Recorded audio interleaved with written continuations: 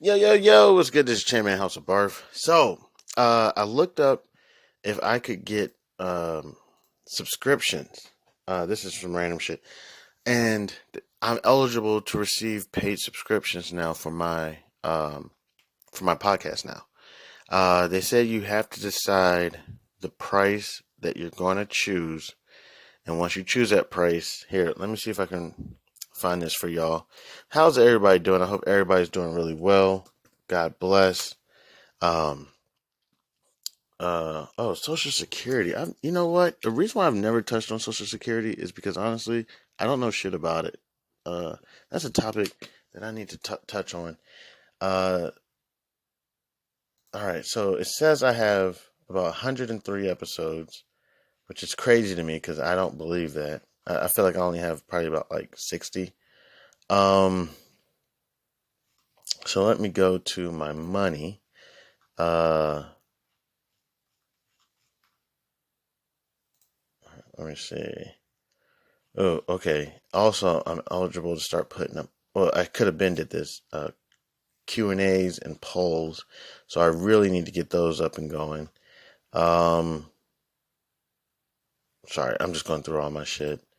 Um, I want y'all to hear how much money I got in my. Let me see. I'm gonna have it read my current balance. Current balance $000. Oh. So, all right. So let me, because I just want to share this shit with people, because I don't want anybody to ever feel like, man, where do I begin? All right. So here, I'm gonna let you, because I don't know where to begin, and I'm just taking one step at a time. Subscriptions. Okay. And then if you could hear this as well. Eligible. Okay. And let me go here. ET paid for your podcast. Get paid for your podcast. Offer monthly subscriptions to your fans. Select your benefits. Set your price. Get paid. All right. So, I hit get started and I'm eligible for, so what I'm thinking is, and I hate to do this, dead ass. I hate to do this. Oh, something went wrong with the website. Shit. Gosh, there's always something going wrong. But yeah, so I wanted to go over it with you, because, essentially what they said is, what price do you want to set? And then I have to set, um, what episodes I'm gonna be charging for. So I think House of Barf is just gonna be free because honestly, there's no need to pay for House of Barf. In my personal opinion, I could be wrong about that. But if I do start creating this thing called the second half, I may start charging for that. We'll see. I can charge as little as 99 cents a month. Um, if I could, I may even go lower than that. I may charge a penny a month. You know what I'm saying? But they did say once you do that, you can't change it. So who knows? I may charge the bare minimum, a penny a month. If I can get how many people are in America? 300 million. Let me see. What's a penny times 300 million? Not saying I would ever have everybody listening to me, but it's like 330 million. Let's do 330 million. That's $3 million. One penny. Wait. Time the fuck out.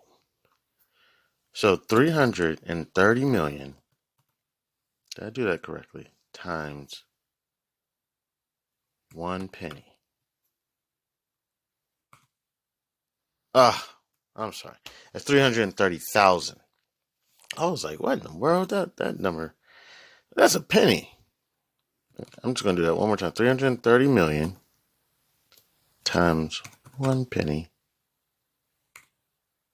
Wait, is my math off?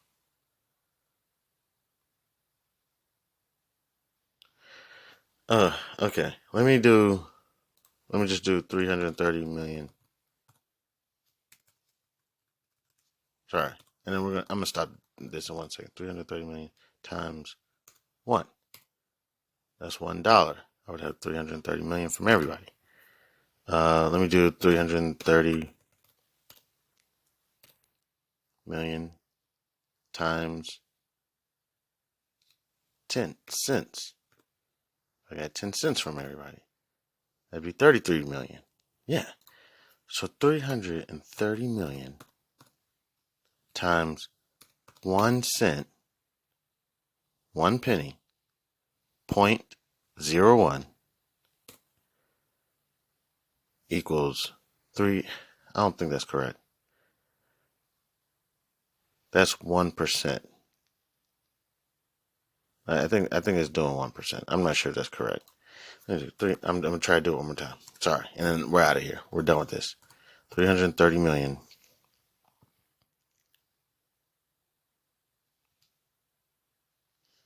Let me do 2 pennies. $6 million. That's crazy. There's no way. Sorry, that's just blowing my mind. If I get 1 penny from everybody, I'd have $3 million. And I know that doesn't sound like a lot of money to some people, but that's a lot of money for me. What is 330 million times 1 penny? Okay. All right, it didn't do it for me. Okay. Yeah. Yeah, it'd be 300 it'd be 3,300,000. That's crazy to me. That's just absolutely batshit crazy to me that I could earn $3 million possibly a month if I get everybody to listen to House of Barf and I charge everybody a penny, I can make them. I don't. That's crazy to me. That's absolutely insane. Um, and everybody subscribed, of course. Everybody would have to subscribe. But in business, you already know there's going to be a bunch of people who don't pay you. You know what I'm saying? But if I charge you a penny, I mean, this is America. No offense. Everybody in America got some type of funds, and everybody got a cell phone. Like, So I just wanted to share that I'm eligible for monthly subscribers, but I don't know, like, I don't know what I'm going to charge for. I don't, because again, if you're, as we discussed, sometimes what gets on my nerves is people's concepts that, you know, why would I pay for a financial service when I'm broke? And I completely get it. But at the same time, I think it's kind of disrespectful. It's like going out to eat with no money and, not tipping your server. Um, I think that's kind of a little bit messed up. I know there's a lot of people that may think differently than that, but okay. All right. So I just wanted to share that about House of Barf. Maybe charging for a subscription. Let's just real quick, because this is something I struggle with. Let's just see if we could touch on it real quick. Why do I feel guilty to get paid?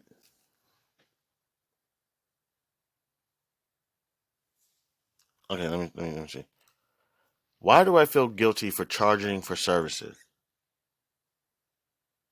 According to WorkflowMax, Sellers Guild is particularly common for those who work in creative or artistic industries, where you might feel that value is subjective or hard to quantify. Perhaps you don't feel worthy or value your skills, don't feel qualified enough, or feel like a fraud. Okay.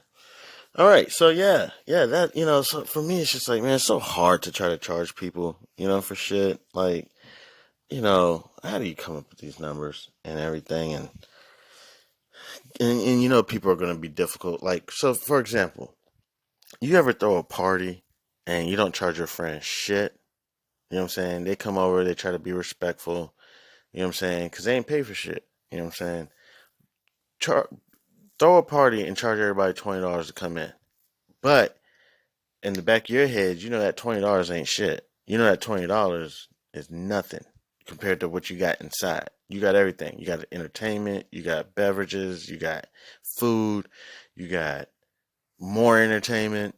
You spent a couple thousand and you got 10 friends coming over and you tell them to give you $20.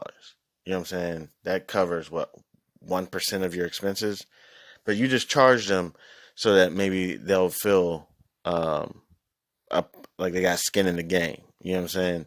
Because people behave differently when you charge them. Next thing you know, they come in, they're disrespecting your family or whatever. They spitting, they dropping beers on the floor, because they feel like, you know, uh, So that's why I'm very also skeptical of charging people, because all of a sudden people start thinking, what am I paying for? What am I actually paying for? And it's like, dude, I was giving out the game for free. You know what I'm saying? And everything was cool. But it's getting to a point where, I got to start eating. I'm not eating. You know what I'm saying? So I may have to start charging. You know what I'm saying? My little ones. I gotta feed them. Gotta make sure they're in their extracurricular activities. And if you know anything about me, I don't dress the best and everything, but I'm a very classy individual. Okay, if you bring me some cheap shit, probably not gonna really deal with it. No offense, I'm not trying. I don't got nothing against cheap shit, but I kind of want the best. You know what I'm saying? So even though I'm very high into other things like philanthropy and everything, when I get my money right, you may still see me sipping on, 1738, or I still am going to try to get my children in the best schools, or the best flag football programs. You know what I'm saying? If you're such a humble individual, why do you need the best? It's like, oh, that's just me. That's just me personally. Except when it comes to like clothes and shit. People call me bum all the time. My other You know what? That's what I may think. Bum hour. I'm trying to think, because I like to play on words that people don't like. Bum hour or something. Bum time. Bum rush. I may call it bum rush. This the next podcast I may call it bum rush, because that's another thing people call me. People call me bum a lot because I look like a bum. I really do, and I'm not proud about that. It's just I don't really spend a lot of money on clothes and whatnot. So all right, I just wanted to share that about the podcast, that I can start now charging for monthly subscribers. I'm very close to reaching, um, I don't know what this is, ambassador ad campaigns run on a monthly basis. To participate, you must here. I'll let you hear this. I'm trying to share all this. Ambassador ads eligibility.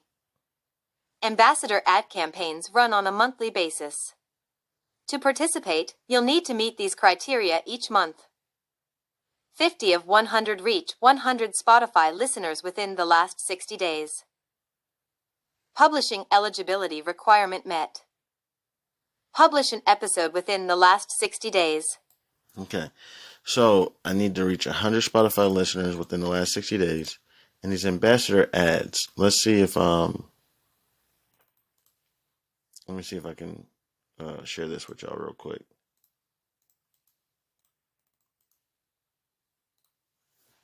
Ambassador ads are a great way to monetize your show by spreading the word about Spotify for podcasters on your podcast. Eligibility.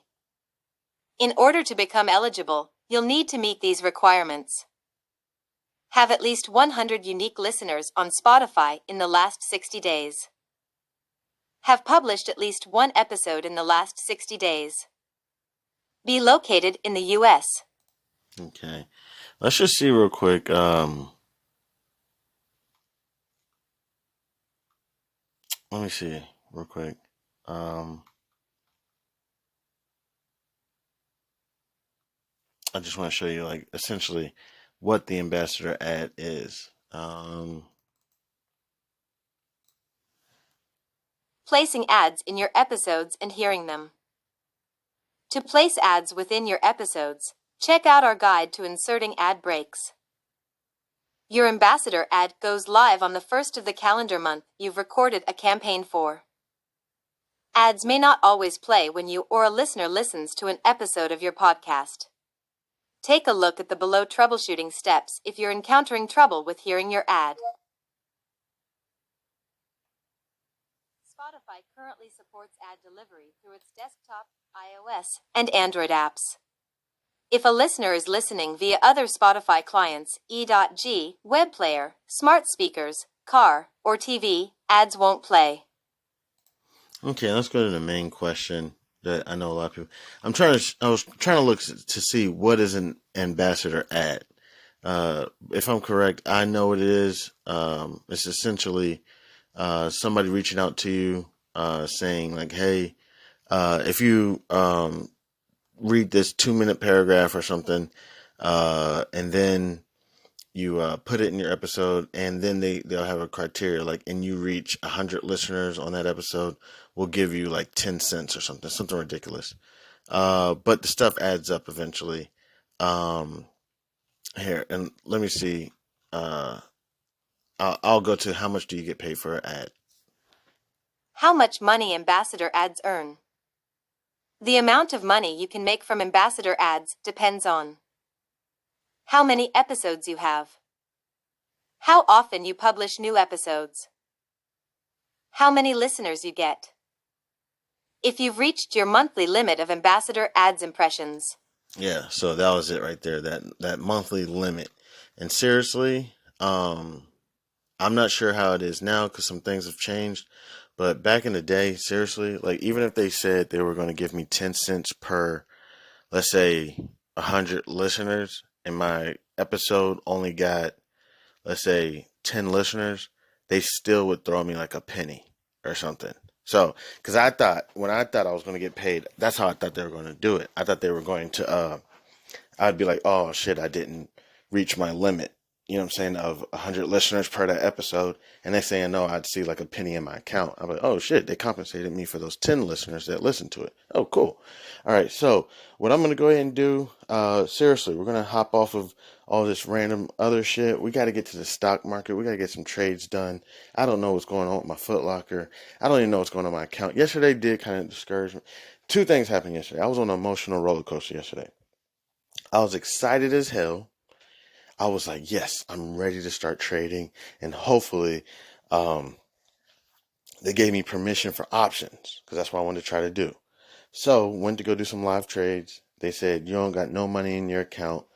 What happened is the money that I was going to start trying to trade with deposited.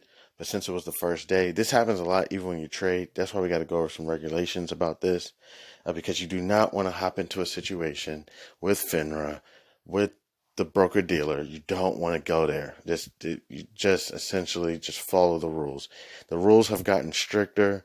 You used to be able to, I thought you used to be able to trade with unsettled funds, even like, so if you want to trade, let's just take a random stock. Let's just take, I don't know, QQQ, whatever. So you trade in QQQ, you sold it. The funds went into your account, but they didn't settle. But those funds you could trade with. Now, if you hold the stock for like less than like 2 or 3 days, this is all the stuff we got to look up.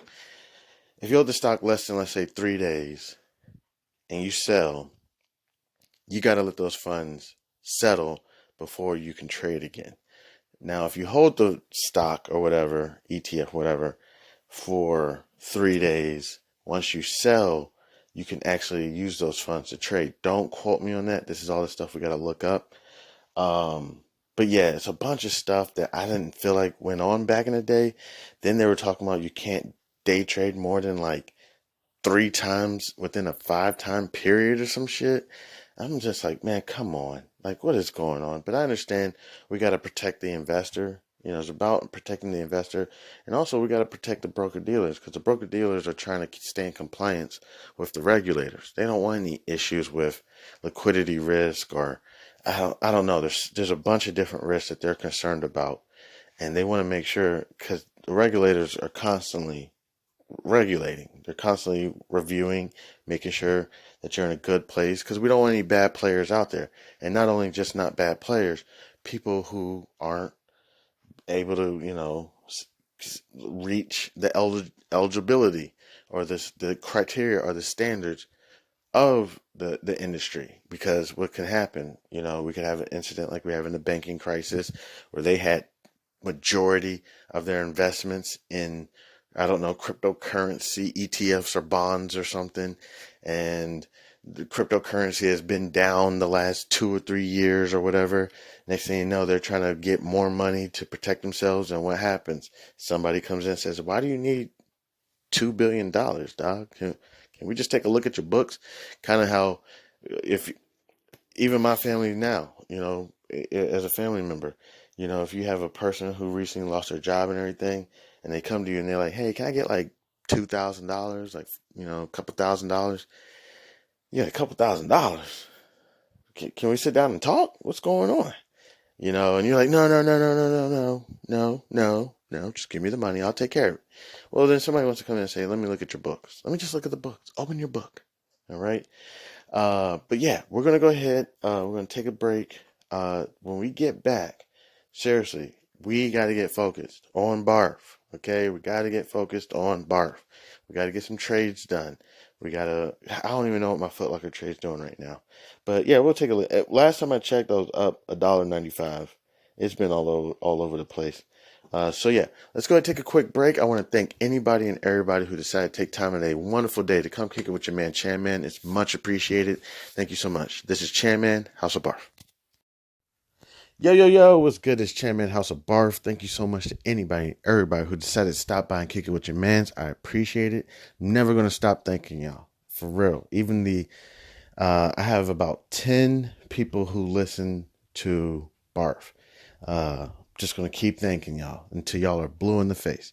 So I told you I'm thinking about starting a second podcast separate from Barf that is going to really just stay focused on the market, not going to really, break down terminology, not going to really, go into complex terms, just going to talk and just go.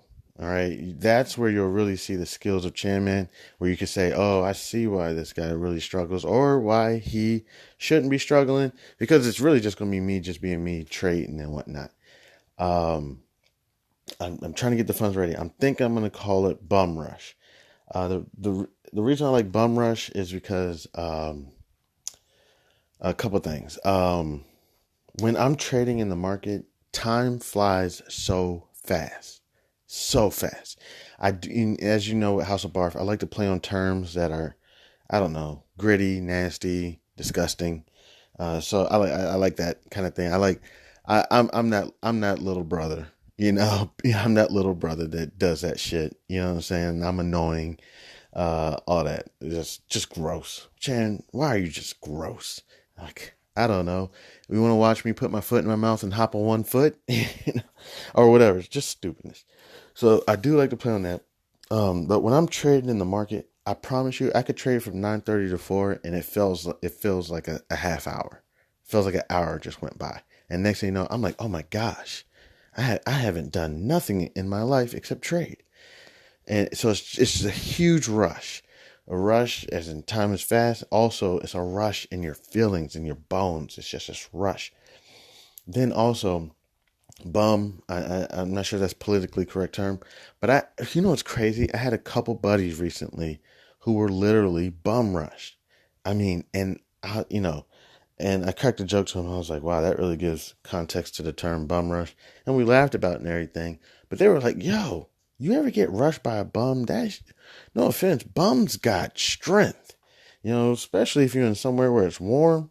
You know what I'm saying? All they can do outside is work out and just be outside in the warm sun. So, like, one of them wasn't my personal buddy. They were an associate of my buddy. Suffered a concussion. And then my buddy also got bum rushed, suffered a broken eyebrow. I'm not even sure. I think their nose wasn't broken, but it was busted. And so, when I say bum rush, I mean, not only is it a rush, but we going hard. We're going to go hard. I know y'all can see how easily you can get distracted, with, what I refer to as Chan Man's journal shit. Just talking and the market is just going. I could have made $1,000, don't even know it, because I'm sitting here talking, and then all of a sudden I'm down to $225. Like, damn, That's what happens when you just sit around talking all day. So, thinking about creating Bum Rush. That's probably what I'm thinking. I was also thinking about calling it the second half. That one doesn't really resonate with me too much, but essentially it's the second half of Barf. Um, um, but yeah. So I'm thinking about that. So Bum Rush maybe be in charge. I'm not sure. I'm trying to get all this figured out. And honestly, we also got to go down the paperwork route. I gotta get this shit owned. You know what I'm saying? Like, cause I don't own this shit. Technically I don't own it. I do have hopefully the creative intellect, the intellectual property, because these are my ideas. You really can't steal that from me, but people could essentially just take what I created and run with it and just gone. And once again, Chan Man, the idiot, had such a great idea, but people stole it and they're doing it so much better. And Chan Man, your shit is some shit, so I really got to get this shit owned. We're going to go down. So for example, I think you can own something online now. Like, I don't even think you have to go down to I don't know what it would be, the Office of Commerce or something. I can't remember. I think you can just go online, figure out how do I register a business online. We'll do that on another episode. I'll write that down. How to register. Gosh, my pen just went out, but we'll work on that. I gotta find another pen. And we'll probably try to register the business and get it started in different steps that we may have to go down to get things taken care of. So we can own the shit. And therefore, if anybody tries to take your shit, you can actually, go down the legal process of, possibly suing them, saying like, look here, like I literally was building this.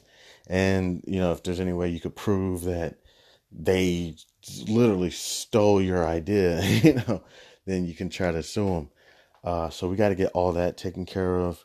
But yeah, we're going to get ready to try to hop in, I guess, the bum rush, and try to get this stuff done. I know I keep talking. You know what? Listen, I tell people all the time, I'm from the Midwest. You know what there is to do in the Midwest? Exactly. Nothing. All you do is you play sports and you talk on a porch.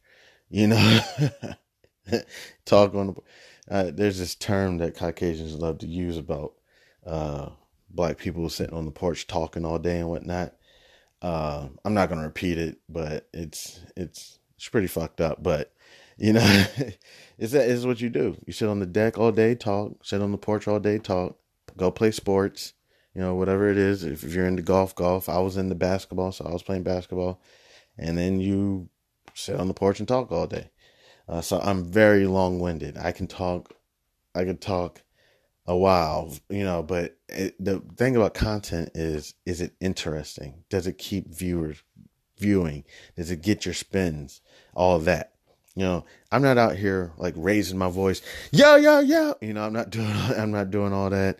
I'm not using shock terms. Like even the term where I was just talking about black people on the porch talking all day. I could have said it. You know what I'm saying? I'm not doing shock value. I'm really not trying to do low hanging fruit.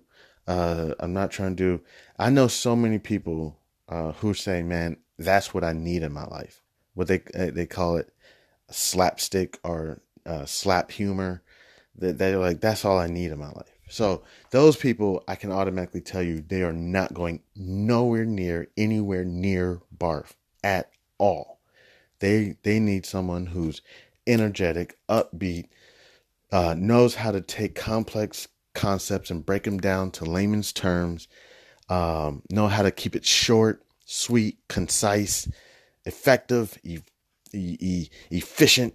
That's what they need. That's not me, please.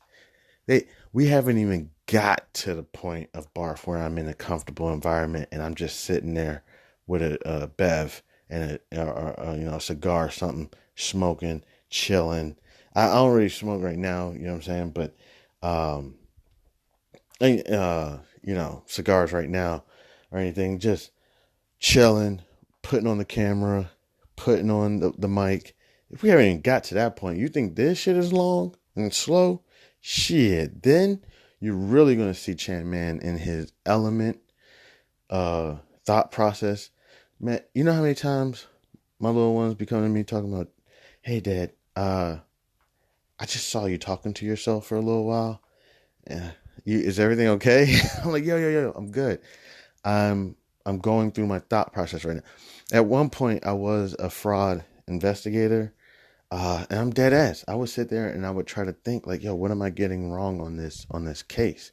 You know what I'm saying? And it was fraud investigating for the securities industry. I'm not a fraud investigator for banking, housing, whatever, credit cards, PPP loans, all that shit. I was not working on that at all. I was working on little simple dumb cases. Not dumb.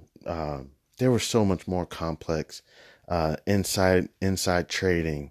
Um, Gosh, I can't even remember them all right now. They're so much more complex, hard shit.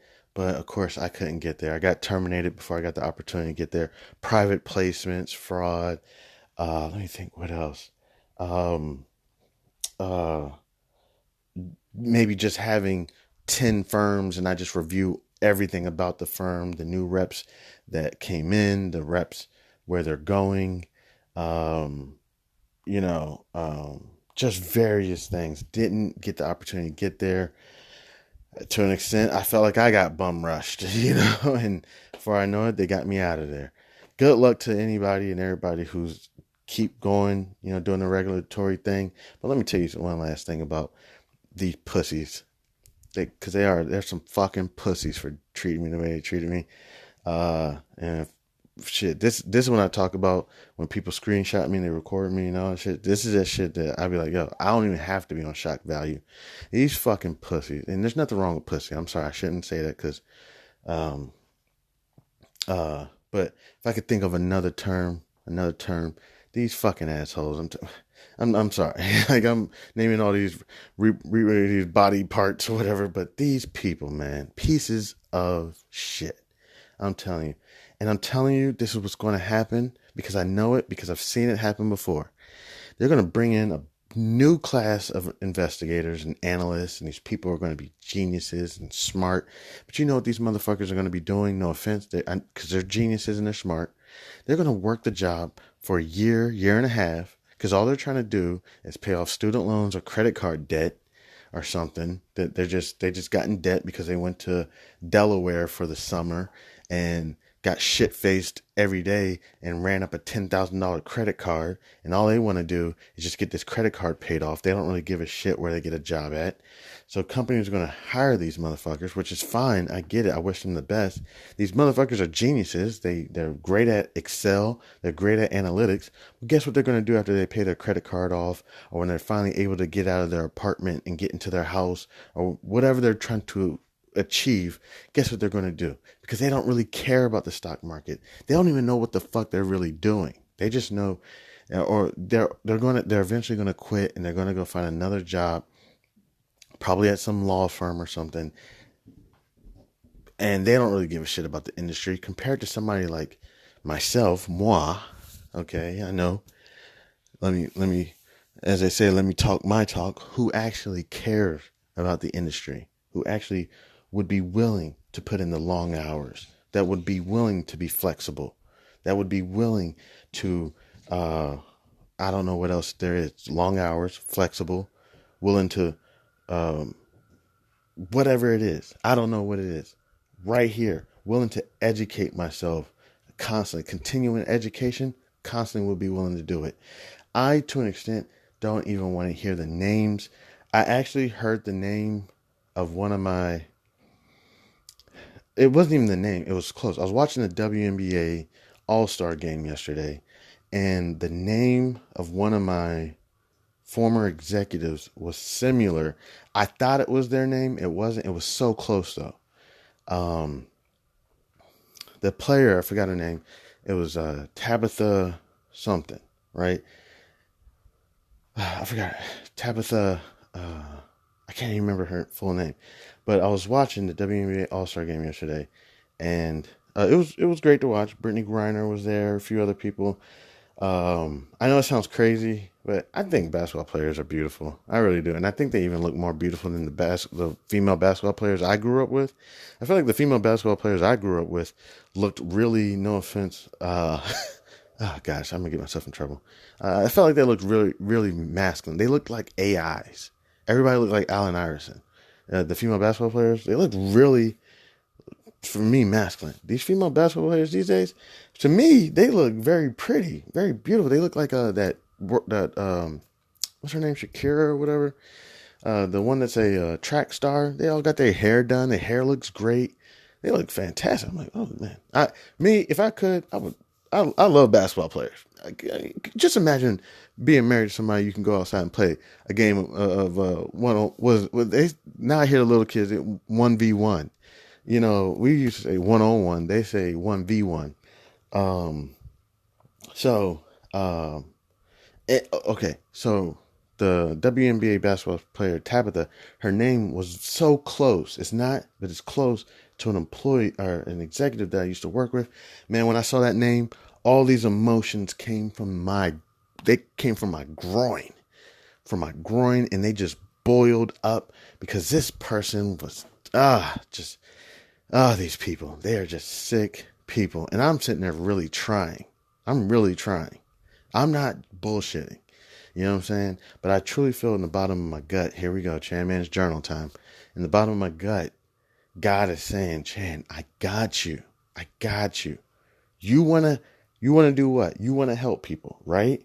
That's what I want to do. I want to put you in a position where you can help people, not even just these people, possibly put you in a position where you can help more people. And money's not your concern. It's not my concern because one reason I can tell you money wasn't a concern because I could barely pay my bills on time. I still enjoyed the job. I'd have to explain to my spouse why bills weren't getting paid on time, but I told her, calm down, I got this. Baby, calm down. Calm down. You know, everything's going to be okay. Trust me. We're going to get this under control. And I felt like God was like, listen, you can't even fathom the amount of money that I can put in not only your pocket, but your family's pockets. And you're going to be okay. We just need a couple things from you. We need you to stop being scared, trying to take the safe route, getting a 9-to-5, getting a 401k, working at a company for 20 years, because that's how I was raised. People worked at manufacturers, Goodyear, BMW, wherever, military, post office, 30 years. Then they got another 30-year job. So they sitting, chilling, Boeing, just getting 2 retirements coming in. You know what I'm saying? This is where I grew up from. So that's, and it's like, stop taking the safe route. Stop being scared. Trust in the Lord. Trust in God. I am God's son. So trust in your father, and I know, trust in God, and have fun. So much of the last 4 to 5 years have not been fun for me. I've been so focused on getting my family a house, getting them cars, that I've just been the child in Chan Man has left. Okay. Get that child back in you. Have fun. Stop being scared. Because when you were a child, were you scared? Not one bit. I was reckless. Just head first into the wall. Just go through it. Keep going. Don't stop. Stop being scared. Trust in the Lord and live like a child. Live like a child. Have fun. Don't worry. Every little thing gonna be all right. Also, I think there was another thing. Also, it's time to trim some fat. Not personally, trim some fat on me, get healthy, stop drinking and eating so much. But also, I can't. Okay, so like an octopus can squeeze through almost anything, right? Anything. As long as I believe they can get their beak through it, they can squeeze through anything. God is like, I feel like God is saying, Chan, I gotta squeeze you through this, but you can't have all this around you. You gotta start trimming some fat. Because I tell you, God knows my heart. I would, as soon as I get stuff, I'm gonna start paying people's bills off. I'm gonna start trying to help people. It's like, Chan, I don't need you to do that right now. I need you to just focus on yourself. I need you to get the bag, secure the bag first, and then we'll decide where it goes. Then we can say, you already are thinking, okay, if I get this bag, I'm gonna give my man this much, and I'm gonna give my other man this much. Then I'm gonna upgrade my wife's ring. You know what I'm saying? I planned on upgrading my wife's ring as soon as I get some chicken. You know what? Look, what's gonna happen now? She may not even be around anymore. Um, but yeah, these are just things that it's like you want to help people, you want to make some money, you want to be able to travel the world and help people and study different economic systems and study different investment strategies, and you want to do all these things. Well, it's very possible that I need you to start following me and start trimming some of this fat. So it's only been a few days. I'm sitting here saying, God, where's your God, where's your, but it's taking time. We're going to take it slow. Okay. Um, and I got a lot of people I got to apologize to and tell them like, look, my bad. You know what I'm saying? Cause we got a lot of things to do, but okay. All right. Chairman, this time, House of Barf, this time, I'm going to take a break. Next time when we come back, okay, it's going to be House of Barf. No Chairman Journal time. No just talking about speculative random shit. It's going to be Chan Man House of Barf. Let's get it. All right. Thank you so much to anybody and everybody who decided to stop by and kick it with your man Chan Man. I appreciate it. This is Chan Man House of Barf. Yo, yo, yo, what's good? This is Chairman House of Barf. All right. I have no idea what happened in the market today. Uh it is approximately 8:30 p.m. Eastern Standard Time. Uh again, July 19th, 2023. Okay, real quick, update on some trades. I believe let me go to my trading activity. Let me see I remember. I just put this order in yesterday. Okay, we got Foot Locker, 10 shares at 25.83. Currently is trading at 26.12. Today it had an approximate market change of 12 cents. That's a 0.46%. No. Yeah, that was a 0.46% change. My profit loss percentage change went up today, approximately 1.1%. That was a change of approximately $1.20. And I have a current profit loss of approximately $2.85 as of close of market today. So that's approximately 4 p.m. That's at 4 p.m. Eastern Standard Time. Okay. All right, let's take a look at some other trades. I made a few others. Let me get to it. Give me just one moment while I pull this up. All right, got it pulled up. So I don't know if you remember yesterday. I wasn't able to make a lot of live trades, therefore, so I went ahead and made a couple paper trades. Today I got really busy, so I wasn't able to keep up what went on with the market, but we're gonna catch up. As far as the paper trades, one trade I have to admit that I'm proud of. I purchased. Let me see. Where is it at? Goodness, I just had it up. Where are you at? Give me just one moment. Let me see. Okay, so I purchased a Microsoft. How much did I purchase? 10 contracts. Okay, so each contract is 100 contracts. So I purchased 10 contracts. Microsoft, June 21st, 2024. Strike price 400. The underlying asset was approximately about 338. I believe when I purchased it.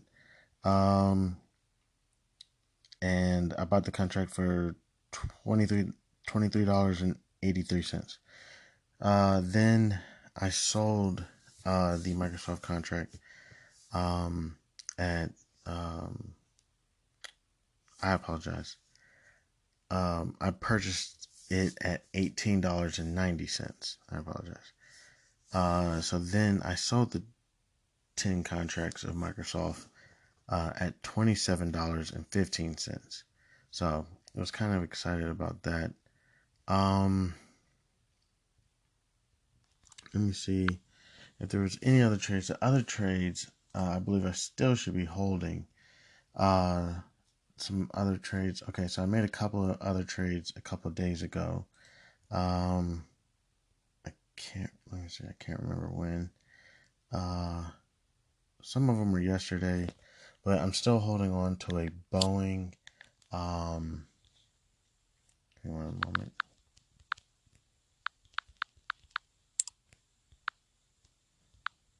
I'm still holding on to a Boeing September 15th, 2023 call about 2,000 contracts. It's a strike price 230. Let me see where Boeing's currently at or where it ended the day on. It ended the day approximately $208.60. So I got a 230 call. Again, it's September 15th, 2023. So that gives me, I don't know, about 2 months. It's like 60 days. So in 60 days, Boeing should be at approximately, I guess, 230. Again, currently it's trading at approximately 208.60. So I have some time. I have a little cushion on time.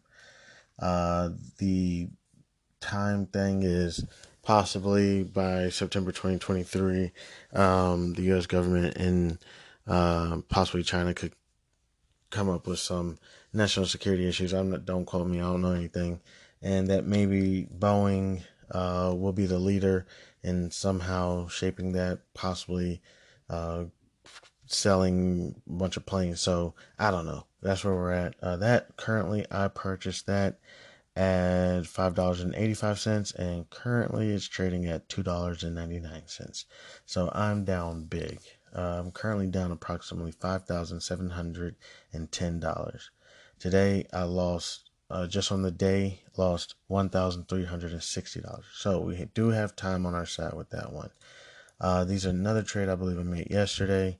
Made a take two, June 21st, 2024. Strike price 150. I purchased 10 contracts, and also I purchased a August 18th, 2023 contract. Strike price 150, and I sold 10 contracts. So the only difference is still take two, just spread it out the expiration date on the contracts that I sold. It gave me some more time because I'm still trying to learn about selling contracts and purchasing contracts and whatnot. So I don't know everything about that, but I don't know how it works. The spread, I guess, would be between the cost that I bought the 10 contracts at and the cost that I sold the 10 contracts at. Don't quote me on all this. So, and so if I don't know if that's true or not, but then with the premium, what did I pay uh, for the June 2024 contract where I bought 10 calls long. I paid $24.30. So let me see. Currently, that's strike price 150. Let me see what Take Two's currently trading at.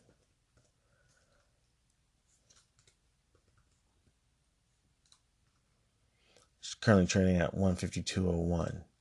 So, um, hmm, um,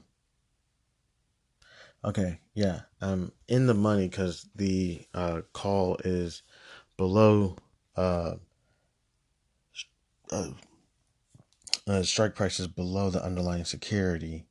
But I have to incorporate uh, the um, the premium, which is $24.30. I should probably be writing some of this down. So that's essentially my break even is what, 174.30 or something like that. So we have till June 2024 for it to get there. And currently right now it's trading I bought it at $24.30. Currently it's trading at $23.20. So that's a market change of approximately, well, just on the day, $1.18 approximately, and approximately lost about $1,800 today. And since open, I'm down approximately $1,100. So let me see something real quick. Just yesterday, let me see. I'm gonna do 1,100 minus 17. 11,775 is how much I lost today.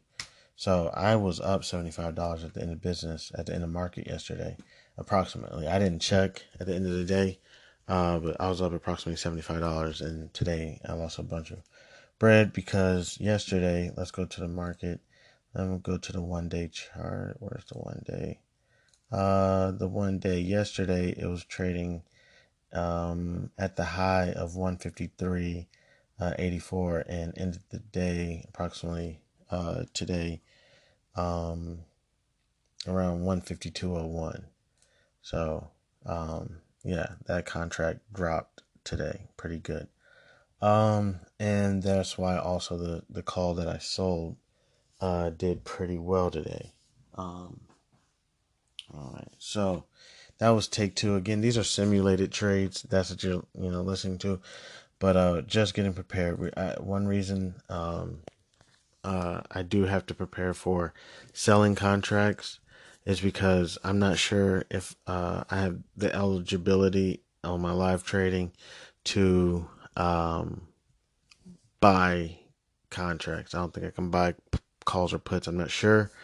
I'm going to find out in a couple of days when everything settles.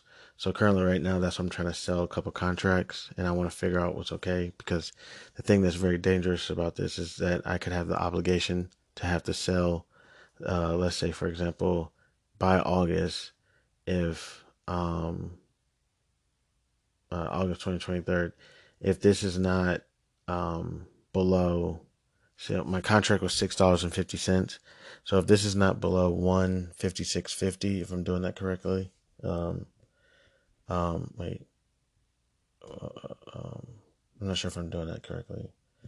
Goodness, I need to pull my book out.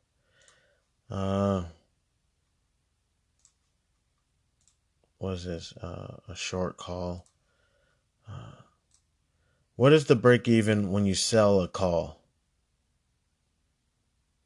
According to Investopedia, for a call buyer, the break-even point is reached when the underlying asset is equal to the strike price plus the premium paid, while the BEP for a put position is reached when the underlying asset is equal to the strike price minus the premium paid. That's not what I wanted. Let me see if I can. In general, the break-even price for an options What is the break-even? In general, the break-even price for an options contract will be the strike price plus the cost of the premium. For a 20 strike call option that costs $2, the break-even price would be $22.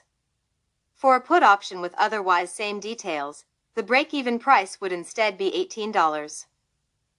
Break-even price. Okay. All right.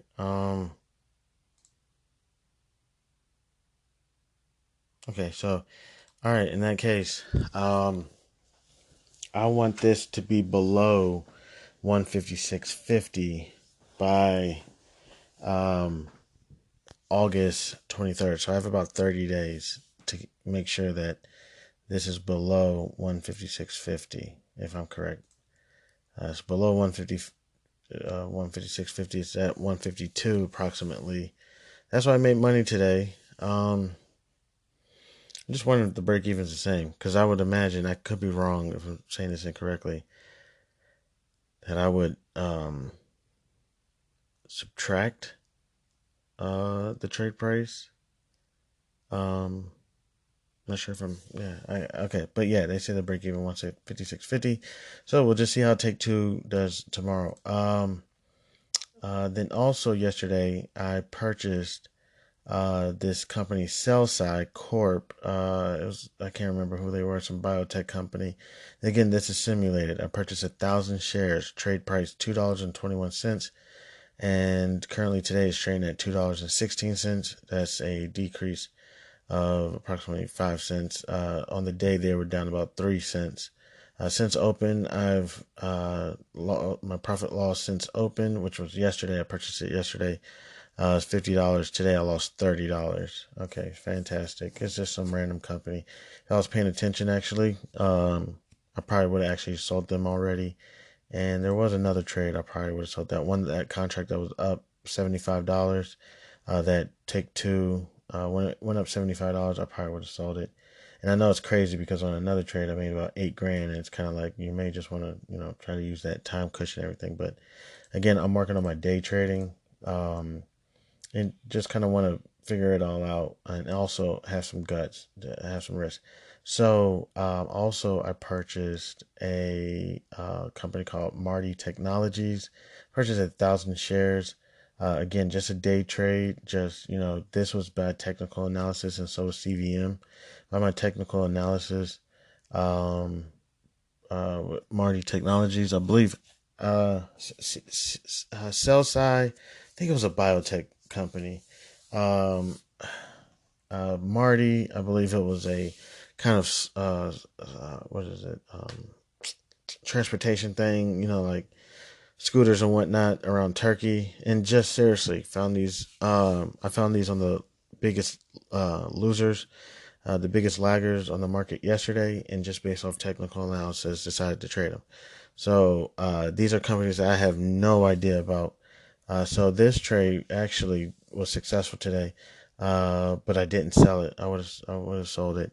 Again, these are simulated, so I can reset all the trades and we can start all over. But I won't do it tomorrow. I'll sell them. It'll just give us some more data to just understand the market. But today made approximately about $300 since open. Here, I'll just go down. Marty Technologies purchased approximately. I purchased 1,000 shares. This is a long stock trade, um, and it was $1.46, and currently today is trading at $1.62. It was an increase on the day of approximately 30 cents. So I'm up. What was that? 16 cents, something like that. Yeah, 16 cents. 16 cents on the trade. So yeah, I'm up since open about $160. So yeah, if I would have saw that before the end of business, I would have definitely sold that.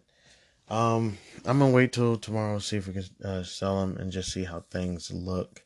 Also, I may just hold on to some of these options just to see how I'm trying to understand.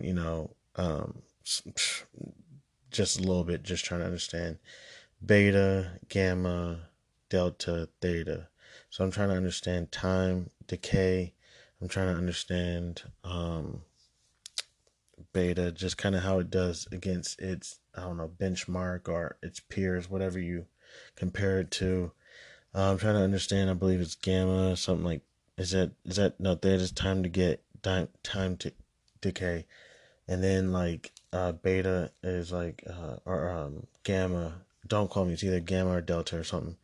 It's like, okay, so if the price changes, um, um, you know, I guess how much it changes against and delta or something like that. And if that changes, how much, if it goes up $1 or something, how much value does it bring, and if the price changes this much. So I'm trying to figure all that out as well, with these trades, as well as selling contracts and whatnot and buying contracts and whatnot. So, yeah, trying to figure this all out. So those trades went pretty well. Um, Okay, so let's just see what's going on in CNBC. We're probably in Asia right now. Let's go ahead and take a quick look. Okay, looks like they're on commercial break. Um, okay. Um, let's just go to America, see if they're talking. No, yeah, they're over. So back to Asia. They're on commercial break. Um, I'm about to take a break. Let me see the charts. Let's go to the market watch real quick. Um, just looking at the visualization, just looking at it, it looks pretty. It looks pretty even out. If I had to say, more green, but it looks like it was probably a green day. Uh, it looks like technology may have. I'm looking at technology. It looks like they may have had a little probably negative, but it looks like for the most part it was pretty green. Let's go ahead and take a look at that real quick. Um,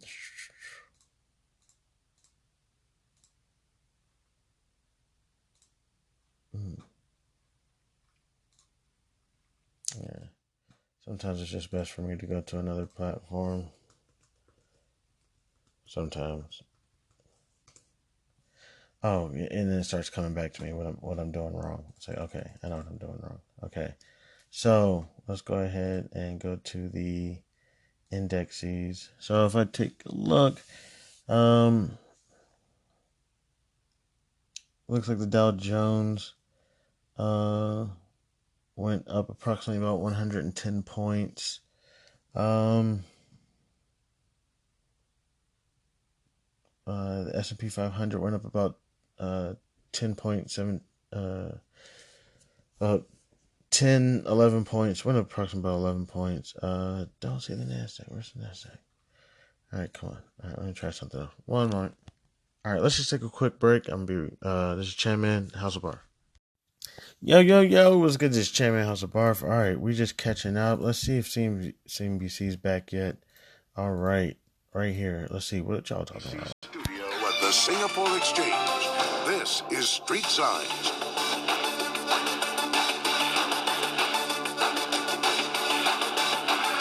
Well, let's check in on the trading on the Asian market so far this morning. And a fairly mixed picture, as you can see on the board over here.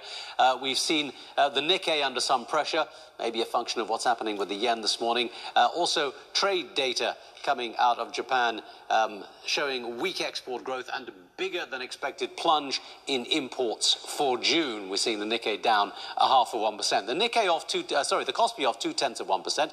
But the ASX is firmer this morning. Look at that, up 0.7%. All right, I'm gonna give him a second because honestly, I don't know any of the stocks that are in the Nikkei or the AXA, so I'm just gonna give them a second real quick and just kind of see when they talk about their news and when they talk about what's also went over in America today.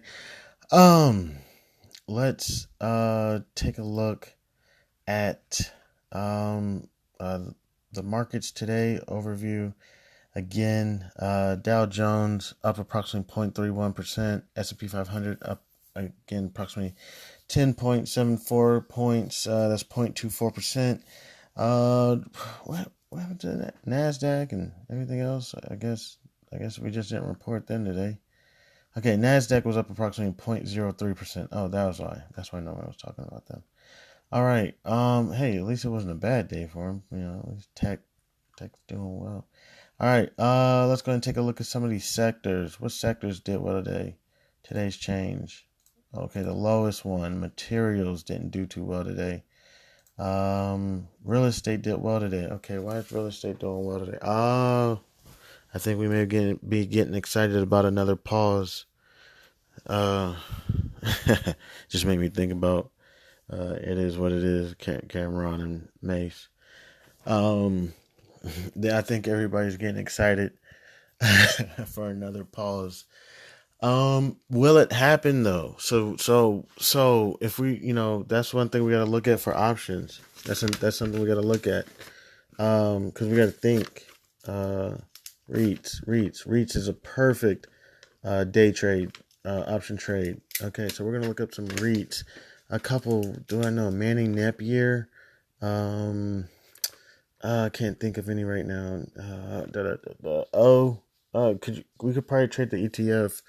I can't remember what they stand for, but they give out like the best dividends. It's like monthly or something. It's like O Realty or something. So we'll keep our eye on some REITs. I think that'll be a good day trade because there's going to be so much volatility between now and then, and that's going to be great for an option. Um, as long as we have time as well, we want to consider that because what if news starts coming out? Jerome Powell, the Honorable Jerome H. Powell, um, gets tired of it being quiet and people not saying his name enough and decides, well, you know what? I'm thinking that I'm going to go ahead and raise him again. So we don't know. So that's going to be a lot of volatility. I'm just kidding. Big ups to everybody doing their job out there. All right. So under that, utilities. Okay, utilities. Crap. I need to look up some utility stocks because that is like what?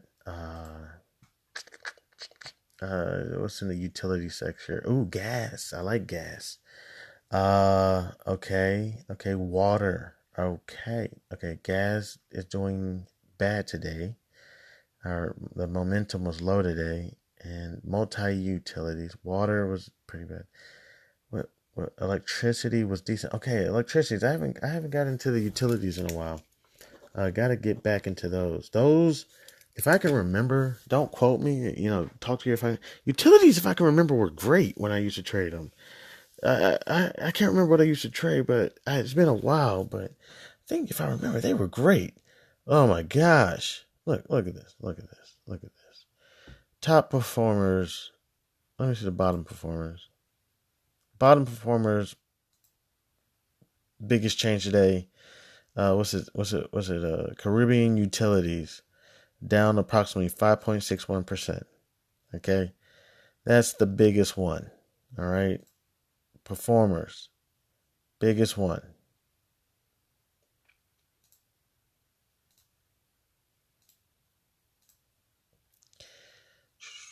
Via Renewables up approximately 13.75%.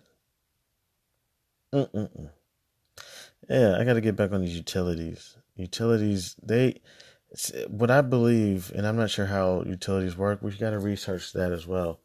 I think it's based off of one of those things where it's based off of are people paying their utilities? Now think, if we're got so much debt lined up, we're in debt, we're losing the house, we're losing the car, we're losing the family. What are we still paying? I still want to take a shower. I know we're losing the house. I know. So we may stop paying utilities, but I don't know. See, that's where we got to think about how interest rates and consumer prices affect. What do we stop paying? I think we stopped paying credit cards. Maybe we were paying the utilities on a credit card. But I think we'll stop paying the credit card. We may stop paying the car note. I think we're still paying the banks on like mortgages and whatnot. Credit cards, we'll work it out.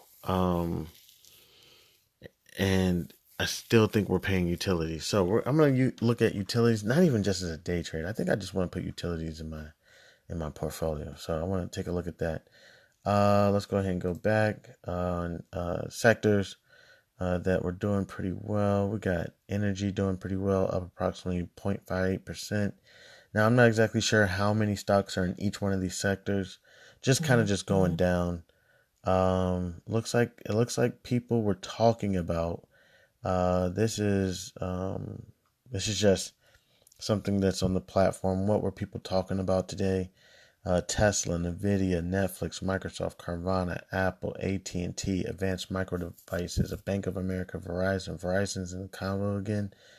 All right, economics. Let's see what's going on with the earnings.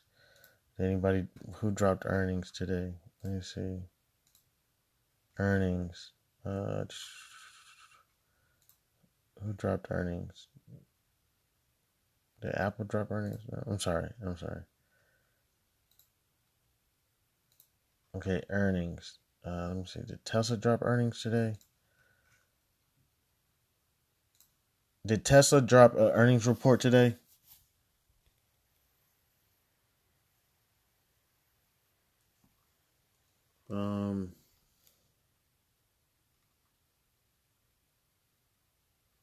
Let me see. Okay. Tesla earnings.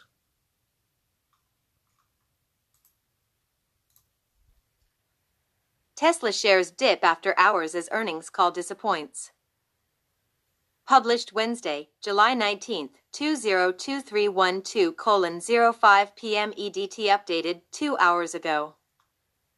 Laura Kolodny at Laura Kolodny. Share. Key point. Tesla posted an all-time high quarterly revenue, but operating margin dropped to 9.6%. Revenue from Tesla's core automotive business rose 46% year-over-year to $21.27 billion, about a 6.5% increase sequentially.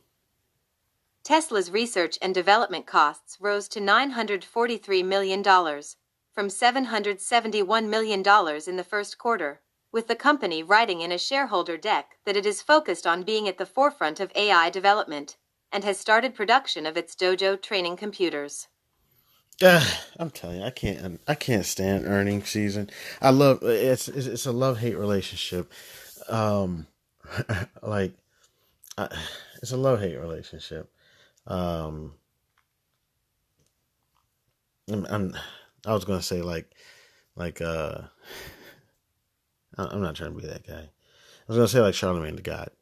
You know what I'm saying? Love hate relationship, but I don't even know the guy. You know what I'm saying? But you know who he is on Breakfast Club, in the mornings. You know, but you love the guy. You know, but yeah, it's earnings seasons. I love it for trading. It's fantastic for day trading. As far as I can remember, again, I'm getting my skills back up.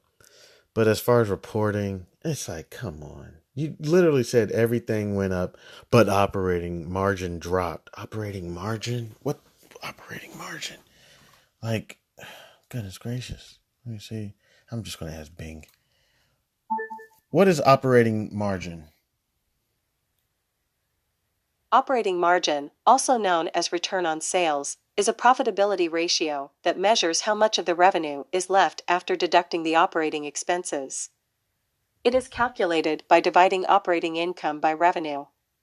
Operating margin is a good indicator of how well a company is managed and how efficient it is at generating profits from sales. Goodness gracious. That does sound like a pretty important number after you say it like that. Uh, but, you know, all-time high quarterly revenue. I mean, damn, it did drop 10%, the operating margin, approximately 10%. But revenue from automotive sales rose 46% year over year to approximately 21 billion. Come on, 21 billion. Come on. About a 6.5 increase sequentially. Goodness gracious. It's like they do it 2 times in a row. They do it over and over. You know, research and development costs rose 943 million. That's it. That's all. 1 billion out of the 21 billion. They took 1 billion and put towards research and development. 943 million. That's nothing. And I know people will say, well, what are they researching and developing? They said a dojo for computers. They're about to be in there. Doing what? I don't know. That's going to be crazy. Elon Musk is like the warden of of some Rikers Island. Like, put the computers in there. Let's watch what they'll do. All right. Okay, so that was one company that reported earnings. There were several others, I believe. Activision did maybe not Activision. Let me see. What's this? ASML Holdings, New York Registry. I don't even know. Are these all the companies that did earnings today? There's approximately 268 earnings this week. Let's see. The Crown Castle. Let's see. Because I don't know all these companies. And I'm just curious, like, are these the companies? I'm looking at a list of companies that possibly, I believe, reported earnings today. There's one IPO this week. Okay. Sometimes I'm like, just tell me who it is. Gosh darn. All right. Let me see. Goodness gracious. Are there any IPOs this week? The current IPOs open this week are Urkash Small Finance Bank and NetWeb Technologies. Okay, Artakash Small Finance. Let me go ahead and write this down. That may be a great day trade. Small. It's going. These companies, as if they do well with their day trade, they put it all together. And this is a bank and a finance company. So if they did well with what I mean by this, the bank, not so much the technology company, the bank.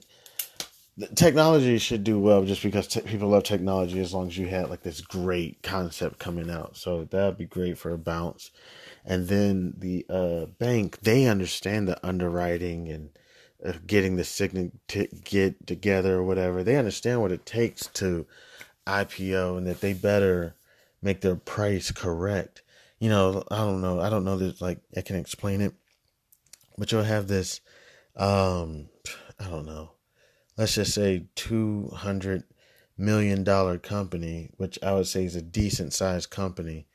But their stock is, I don't know, something ridiculous, like 36, I don't know, $56.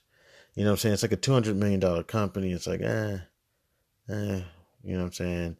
But, now if the $200 million company came out with a stock price of like $12, I don't know how they would calculate that. The market cap, people know how to calculate that shit.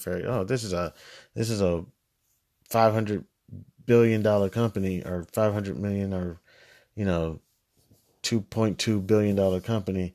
They should be trading around, based on they should be trading around, $300-$500, and then you take the revenue and everything. So that's the stuff we want to take a look at with the IPOs. If they did them correctly, you have to look that up, and then that should be good. We'll look those companies up. Then there was one IPO today. Just tell me who it was. And then there's 4 IPOs for the rest of this week. Let's take a look. What we want to move to now is we want to look at the biggest gainers. Who did well today? Let's look at some of these names. Today's change. All right. Goodness gracious. The numbers aren't lining up how I want them to line up. Okay, so what company we got that did outrageous? Columbia Acquisition Corp.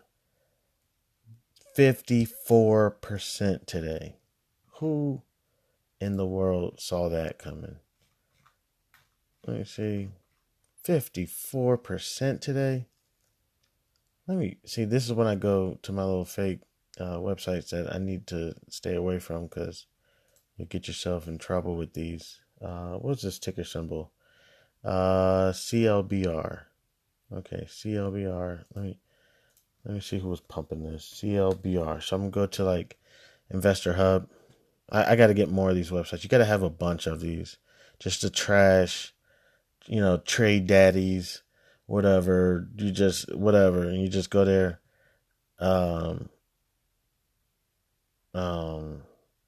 Let's see. People are talking about 38 minutes ago, 12 minutes ago, 9 minutes ago. People are talking about this all day. Let's see. This is what I want to see. So that went up 54%. Let's look at, people are talking about this. June 10th. Started talking about, some people were talking about it back in February. But I'm going to take a small bite. When it opens, let's see what somebody said on 7/17.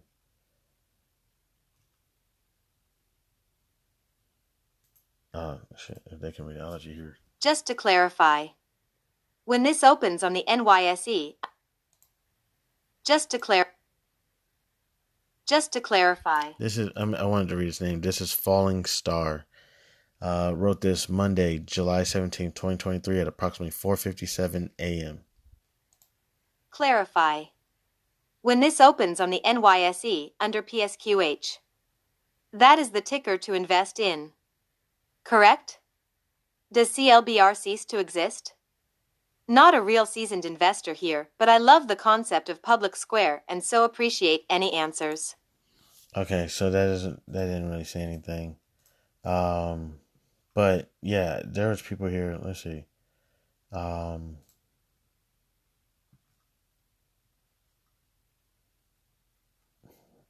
This is Fink. They replied. Let's just see what they said. The actual symbol and name change of the shell comes later. Like Trump's Truth Social, Dwack Ferna gets that job. My shells that I invest in can take up to 8. The actual symbol and name change of the shell comes later. Like Trump's Truth Social, Dwack Ferna gets that job. My shells that I invest in can take up to 18 months. I'm waiting on 2 right now. Over 6 months. New companies came in and still waiting. I think you will still invest in the CLBR. I play in the OTC pool. Maybe the NYSE is more efficient. I wouldn't put much stock in seeing a rise in price on a symbol and name change. The rise come when they announce the R/M that play is long gone. You're a long-term investor now. You might get a bump in the day they open, but the real gains is if the post gains every quarter. I'm sticking with my natural gas plays. Like Truth Social 505.4K. Oh, sorry. Man, yo, that shit was wild. What the hell is he talking about? I think he said more than he probably should have. All right, so I'm gonna skip. I'm gonna go to one of these people who, on like 7/18. Let me see. I want to see somebody who like 7/19. No, like 7/18 at like 9:23 p.m. 12. Let me see. I want to see their comments real quick. So this person put this in on July 18th at 9:23 p.m. I just want to see like what made them know this. In other words, buy for me. Always do the opposite of Kramer. The SEC has been screwing with DWAC for way too long, so Congress is taking action. I read from one of my congressmen today they are calling on the SEC for their gains in DWAC. I honestly read so much all day long from 3 a.m. on I forgot where it was. Hopefully they cannot screw around here, as this is public square and it is the best companies to buy from. JMO $CLBR. Wow. Okay. So I don't know what's up with this company. They clearly have something to do. I don't know. I have to public square. I guess. Yeah. I don't know. I have to take a look at this. But wow, that's amazing. Let's go back real quick. Some of the other biggest gainers. I'm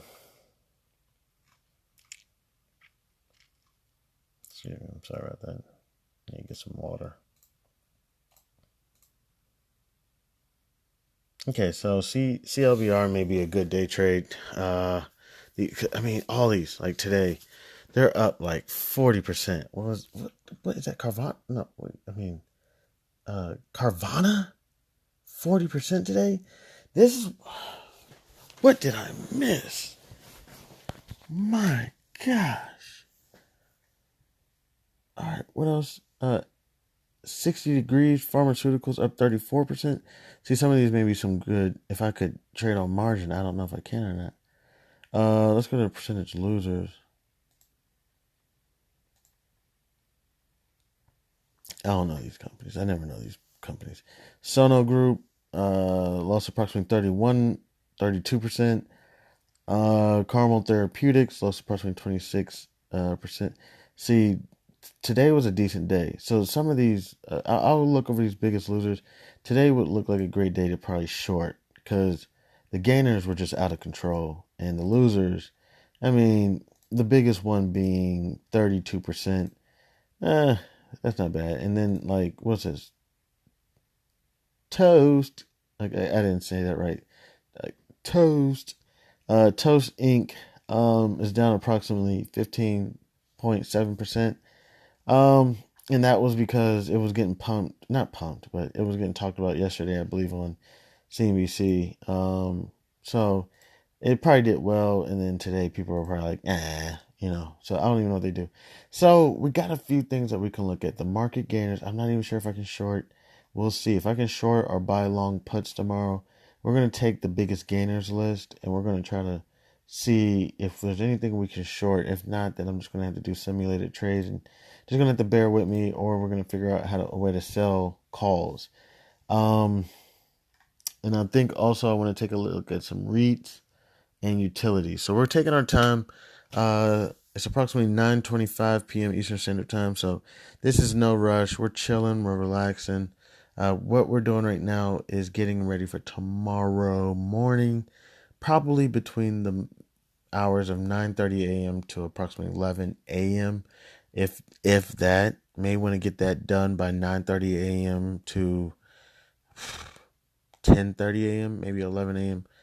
These are these trades that we do when we get prepared for today, and then pretty much do the research, slowly but surely, and get ready. And then approximately, you could wake up around like, I don't know, 5, 6 a.m. if you wanted to, whatever you're at, and keep an eye on the European markets and just kind of see what happens when we go into about 9:30 a.m. Eastern Standard Time into the U.S. equities, just to make sure that nothing crazy happened and that either you can alter your trades and get something better, or alter your trades because, you think the play is just not going to happen, or, I don't know, whatever you want to do. So we're going to go ahead and take a quick break. This is Chairman House of Barf.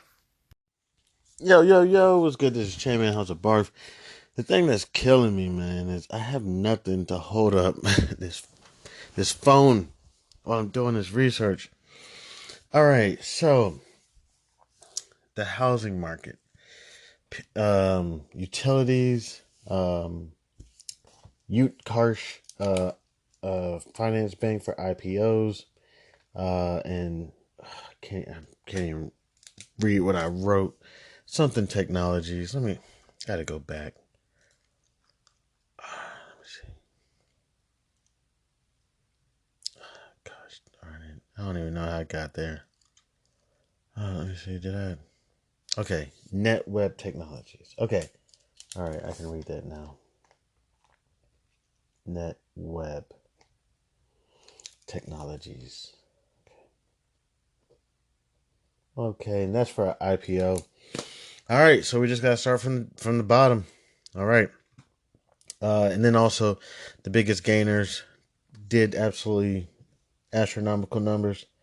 So we're probably gonna be using that in my watch list. Let me get my watch list up. Let me see. Go up. Where's my watch list? So we'll go to my watch list, and we'll go to. Let me see. Where is it? Post market movers. Give me just 1 second. 1 moment.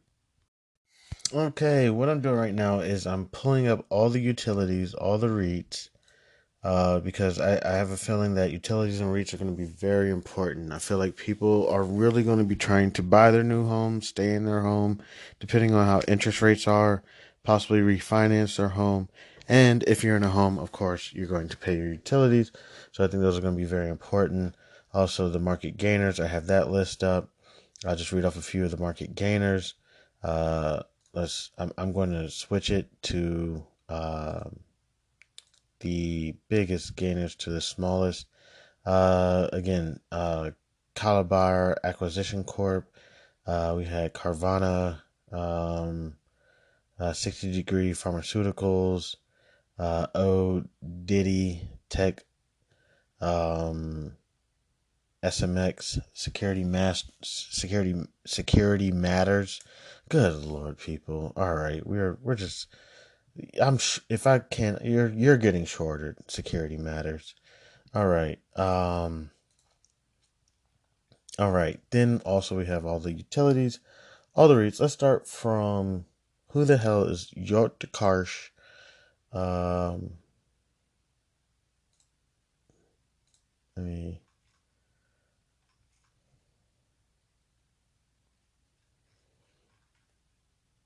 I gotta close some of these windows real quick.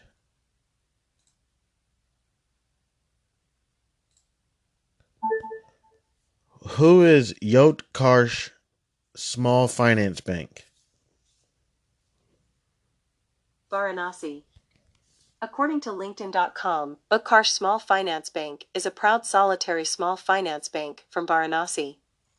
Established in 2009 with the mission to empower the low-income group financially, it has reached to new heights today.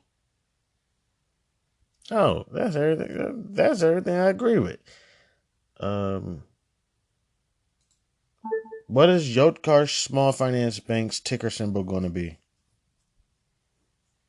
According to IndiaTimes.com, the bank shows strong growth momentum, projecting over 25% AUM growth and over 22% ROE for FY24. The bank's stressed asset pool is reducing, with GNPA and the restructured book falling to 3.2% in Q4 FY23 from 8% in Q1 FY23, while SMA pool has been further cut to 2% in March 23. Sorry, you lost me.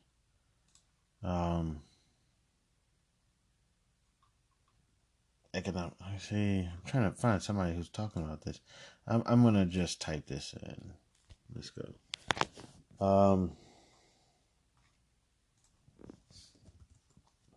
Let me start with Google. IPOs to look out for this week. Okay, Market Watch IPO calendar. Okay.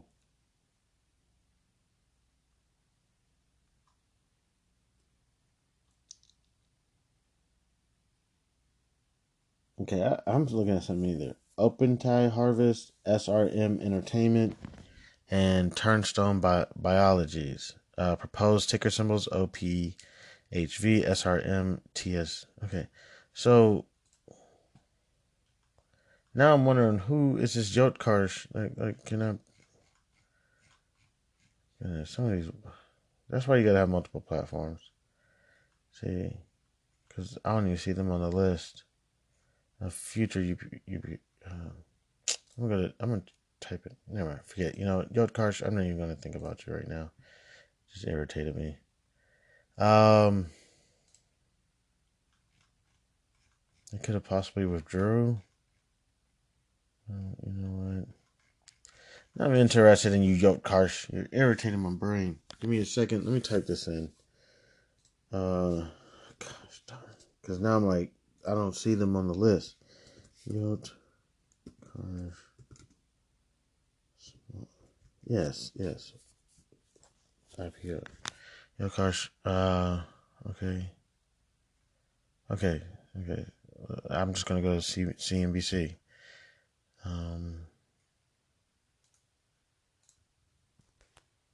Utkarsh Small Finance Bank IPO. Share allotment today. Here's how to check status. Sign in to CNBCTV18.com with Google. Okay.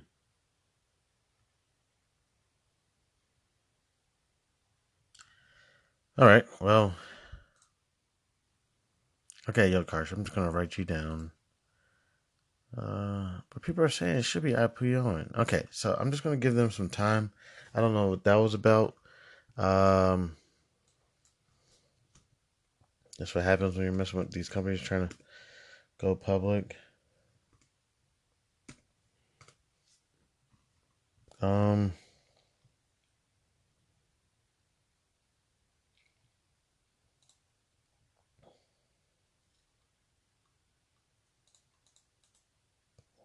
Again, CNBC. Sign in to CNBC TV. NetWeb IPO subscribed 90 times on day. Public offering, IPO. Initial public offering, IPO, of NetWeb Technologies India continued to see a healthy response from investors on the third and final day of the bidding process. The issue was subscribed over 90 times, with bids received for 79.95 crore equity shares, surpassing the IPO size of 88.58 lakh equity shares. The offer was booked 9.14 times at the end. Okay, so they're not even, so that we're going to keep our eyes on those.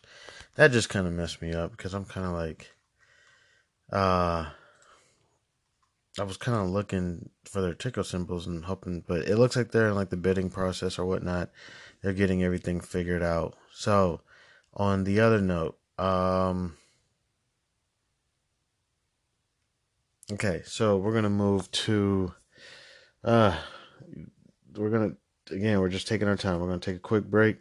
Those IPOs didn't go too well for me, but I did find another list of IPOs.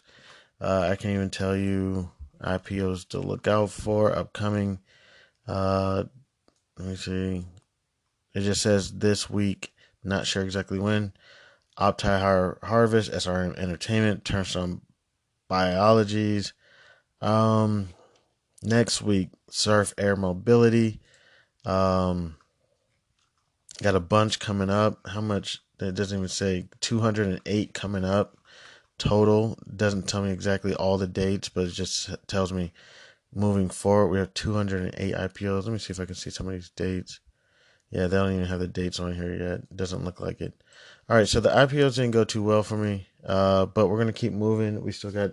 I'm gonna keep those IPOs written down. I gotta make sure. I gotta get this on a new sheet of paper. REITs, utilities, biggest gainers and losers. We just kind of skimmed the list. Let's see what Asian markets are discussing. 6 to 12 months, they're a little bit on struggle street. They might be more concerned with retaining their capital flow within their own eurozone region, but this all plays to the regular investor that's looking at the situation now, going, okay, do I invest in China tech now? Is there a realistic expectation that I am going to see significant increases? Is my money going to be safe? Is my capital going to be safe in terms of clipping a decent kind of yield, or should people wait? And perhaps you're going to miss that initial 10%, but if everything that you're saying is true, then it should be a better long-term story while you can hide in the relative safety. Shut the fuck up, guy. What are you talking about? 10%. Look, I think when you're mentioning China tech, it really depends on what kind of tech you're talking about, right? Tech can cover a lot of things. I think internet is probably a little bit safer. Clearly, the platform crackdown in terms of regulation and unfavorable treatment, I think, is firmly behind us.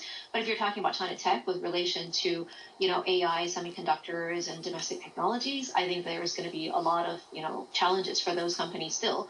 Obviously, AI was a hugely popular theme in the Asian market earlier this year, but I think if anything, the geopolitical aspect towards that is going to continue to be a challenge for a lot of these companies. So on the internet front, which is really Oh, well, gosh, it's down pretty good. Well, JD is. capital flow, I think probably the sentiment is quite low. Oh, yeah. The negative factors that you're talking about are very well understood. They set her up. Why they put all these companies her like in the red as she's talking? Versus the domestic tech names. Very quickly, you mentioned geopolitics throttling the inflowing capital from the US. Do you think that's going to get worse? And if it does, isn't that Oh my gosh, they are setting this woman up to make sure that the rest of its partners are also on board with any action that it takes? I think the expectation from my numerous trips to the U.S. over the last few quarters is that this is Helen Zhu. Is already extremely low. On the private front, obviously, whatever they've done in the past, I think still remains in China, but the incremental money is not really going to China since, probably 12, 18 months ago already. So I don't see that really getting substantially worse versus now. I think on the European front, there's probably a little bit more regard as to diversification. And as you Gosh, they set that woman up. Do you think geopolitical concerns are going to get worse? It's like, man, I don't know. Probably. And then, what was the other shit? They said, is right now a good time to invest in Chinese tech where investors could possibly gain that 10%? Because goodness. And then they put up the screen right next to her head. All of them down. There was one that was up probably 5%. I can't remember all of them. Alibaba, Tencent, JD, down 30%, Tencent down 30. I mean, don't quote me on that, whatever, but you just see all the red next to her head. It's like, how you going to ask me that question? And then you're going to put up the screen next to me with shit down damn near 40%. Yeah, you should go ahead and try to invest right now. And yeah, maybe you should get that 10% because that's about all you're going to get right now because this shit is looking red. But I don't know. If you would have shorted a little while ago, you would have been doing great. Shit, those motherfuckers are so smart. But yeah, and then geopolitical issues. I don't even know. Yeah, I think they went to commercial break. Man, get me out of here. They went to commercial break. Get me out of here. Do you think geopolitical issues are going to get worse? China and U.S. are not done yet fighting over Taiwan. We got Russia, Ukraine, and you're gonna ask me? I don't know. I don't know who it is. Some Helen Zhu lady. I'm not sure if she worked for. I'm pretty sure somebody pretty reputable. And you're gonna ask me all these questions, put me on the spotlight. Man, that's not even good media, man. That's fucked up, man. But I feel for that lady. But real quick, all right, we still got a little bit more research to do to try to get prepared for tomorrow. This is Chairman. We're gonna take a quick break. This is Chairman House of Barf. Yo, what's good? This is Chairman House of Barf. Okay. I'm not going to go to the biggest gainers list yet. Interest rates.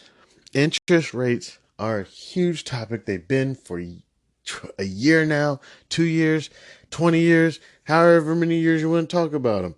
I started learning about interest rates when I was, I don't know, 20 or something like that. With how long ago was 2008? So, I don't know. Bunch of years ago. All right, so yeah, I learned about interest rates. Let me see. 23 minus 8. 15 years ago. So about 15 years ago, around 2008, 2009 banking crisis is the first time I really learned about, and it wasn't even so much interest rates. When I started learning about interest rates younger than that, but more so like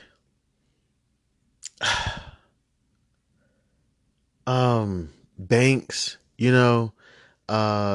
like as a kid, I even had a bank account as a kid where it was like, yeah, you could put your money in the bank and get a little bit of interest. So I've known about interest rates all my life, but more so when it came to like the housing market. I didn't learn about the housing market until like 2008. But the thing about that, people were saying they were paying an interest only loan. Now I still don't really know about the interest on a house. You know what I'm saying? And how that affects your payment monthly. Didn't truly learn that until about 3 years ago, when I bought my first house, and I realized, oh shit, these interest rates are serious. You know what I'm saying? Because since I bought my house, the interest rates went up approximately about 5%. And that is a game changer when you don't have cash. Now, when I went into my house and didn't have all the cash, it was all good, but it's good interest rate. Everything's pretty good to go. Doing pretty damn well. Um, Now with situations going on and things are not going so well, may have to sell the home, get a new home, learning about interest rates, and it's like shit, the situation is going to be all messed up. um so goodness, that's why they always say, man, it's cheaper to keep her, but also at the same time it's cheaper to keep him too. you know Make it, work it out. If anything, work it out for the interest rate. Just wait. Like, gosh, good. Wait for the refinance and then, get divorced or whatever. I'm kidding, but yeah. So I think interest rates are a huge topic right now.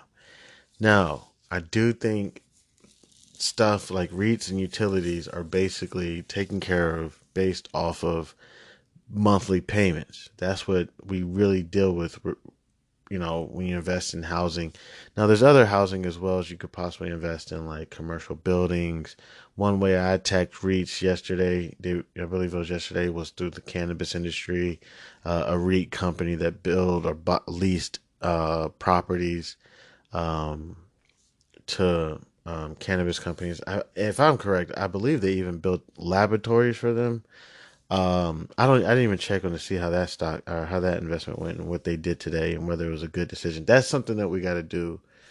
That's something that we also got to work on. I got to write that down. It's also a follow up to see if what we did was a good trade or not. So we can look at that trade later today, later and see what they did.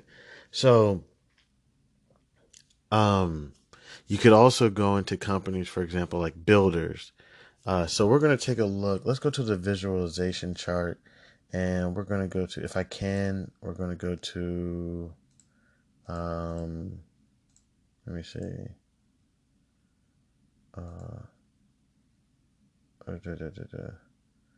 Energy financials. Let me see. Consumer discretion.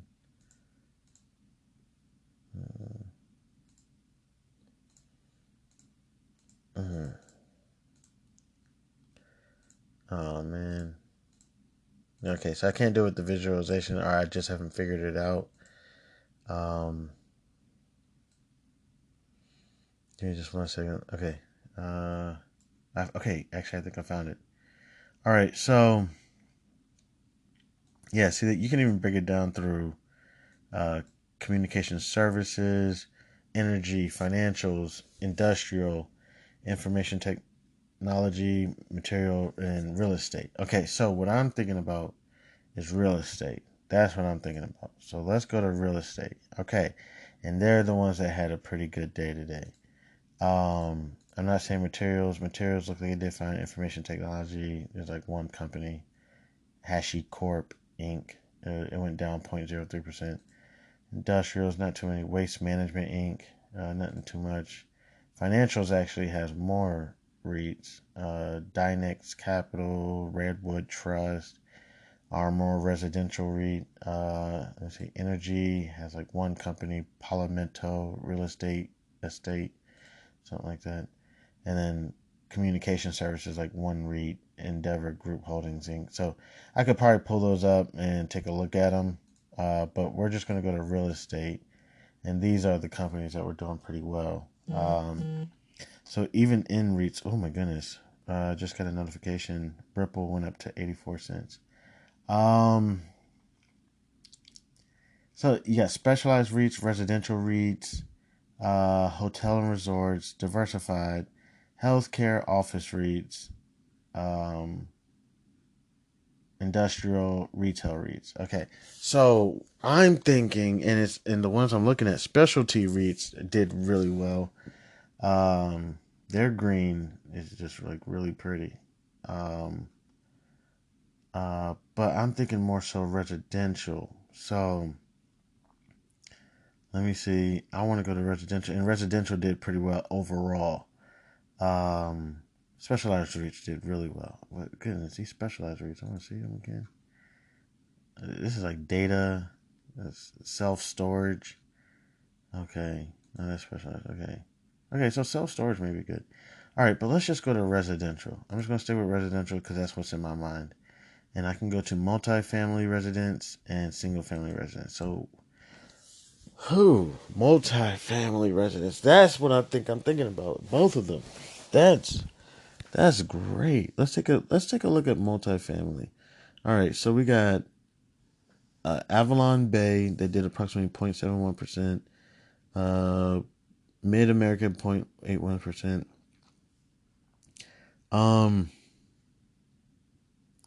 What am I thinking? My thinking. Okay? I gotta find. Let me think. Let me see what I'm thinking. If I'm thinking, is this a good day trade? That's what we have to be thinking. Making sure I'm not getting, because sometimes when I do my trades, I go back to a long-term trader, where I'm thinking, oh, I should hold on to REITs until okay, we're getting it. I'll be like, I should hold on to REITs until like, because interest rates are going to keep going up, and people are going to keep paying their mortgages. It's not always so much about like, as you can see, there's so many different REIT categories. It's not so much about are people buying homes and whatnot. Are people staying in their homes and paying their mortgages? Are offices paying their mortgages? And I guess now are digital companies buying and selling mortgage real estate and whatnot? And hotels, are they keeping hotels? Are they shutting them down? whatnot. So what I'm thinking is as a good day trade, because I feel like up until the point, now this is going to be probably, I may hold this for a little while, but up until the point where we figure out, and the Fed's next meeting is, I'm not even sure. When's the next time that the Feds may raise interest rates? Here is information from Rocket Mortgage.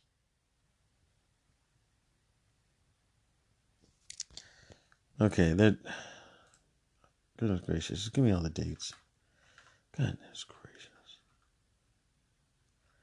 When's the next time the Feds?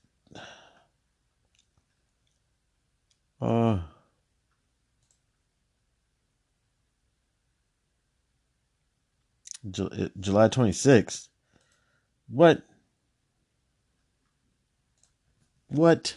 Are you crazy? The U.S. Federal Reserve will raise its benchmark overnight interest rate by 25 basis points to the 5.25% to 5.50% range on July 26th, according to all 106 economists polled by Reuters, with a majority still saying that will be the last increase of the current tightening cycle. 12 hours ago. Psych. Kidding yourself. The way the way he was talking at the last meeting I saw him talking at, he wasn't playing. Let me see real quick. I'm sorry, I can't even remember.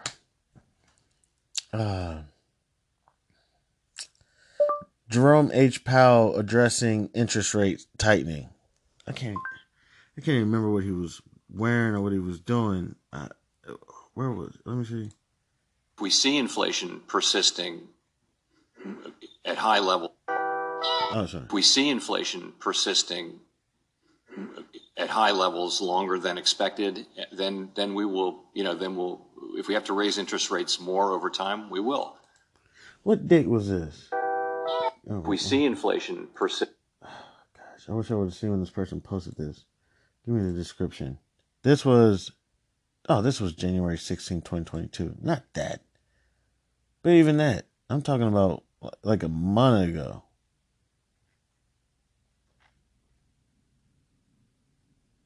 Let me see. Good afternoon. My colleagues and I remain squarely focused on our dual mandate to promote maximum employment and stable prices for the American people. I'm just going to speed up. We understand the hardship that high inflation is causing, and we remain strongly committed to bringing inflation back down to our 2% goal. Price stability is the responsibility of the Federal Reserve. Without price stability, the economy doesn't work for anyone, in particular, economic and financial. I want to fast forward because I believe there was a point. And you are seeing there that new rents and new leases are you're aware. Okay, so you know what? I probably saw something 2 months ago where it seemed like he was like, we're not going to play with interest rates. They're rising, but I guess maybe a month ago I missed it. So this is why REITs must be doing well. So let's go to residential REITs real quick. We're going to try to hurry up, and we're just going to get a couple of ticker symbols from residential REITs. Let's look at the REITs that are, all right, let's see who has a good PE ratio, because some of these you don't want just an outrageous PE ratio. Let's see. Let's try to keep the PE ratio around, like, let's say like, and I don't know this for a fact, but here's just a good number. Keep it around like 20 or something. So I see a few in there that are around 20. Let's see some market caps. Okay, so we have some at 27 billion. Which company is that? That's Avalon Bay. Okay. Got another company around 25. Equity Residential. Okay. All right. Let's see what the analysts are not. I don't see any buys. I see hold. I see neutrals. So I don't see any companies that are like, oh, you got to buy this company. I see some reduces as well. That's just analysts. Some of them even have no comment. Not like there was nobody say anything. Okay. Is there any way I can see what they did on the days? I want to go to performances. Let's see year to date. Damn it! I want to see. Yeah, I want to see short term. Let's see what they've done. Let's see what who did what today. Okay. Okay. So some decent percentages, nothing too crazy. Okay, this may be a good day trade. This is probably some good day trades. Let me go back to year to date. Got some pretty good ones. 37% BOWFF, Boardwalk Real Estate. All right, how are we going to do this? Okay. Give me a second. Just 1 second.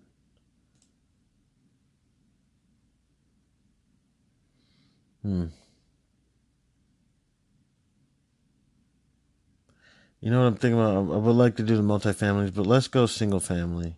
Let's go single family. Because that's more so what I'm thinking about. I'm thinking about single family homes. All right, give me a second. Okay.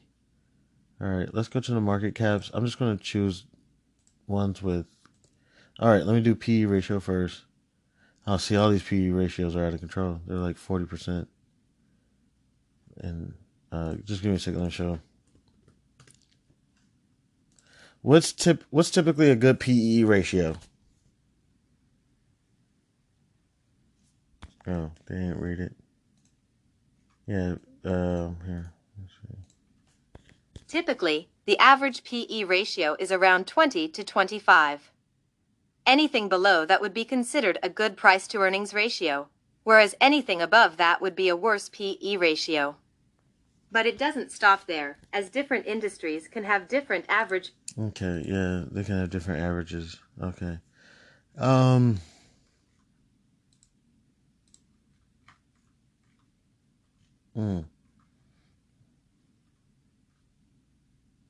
These single family homes, their PE ratios are like 40. But again, they say that could be average, you know what I'm saying, based on, I mean, if you look at the industry and that's what they're doing, then that's just kind of what the industry does. So what I'm going to go ahead and do is now I'm going to go to multifamily because I think they had better PE ratios. They had some decent like companies that had like some 18s or let's take a look. Okay. There we go, some 10s, some 20s. Okay, so I'm writing down these ticker symbols real quick, and I'm going to try to day trade. I'm going to look at these companies for day trades. Not guaranteeing I'm going to day trade these, but I'm just writing down the ticker symbols. I'll read them off. Apartment Income REIT Corp, AIRC. Okay, one more thing I want to check. I want to go to performances real quick. Let me see performances.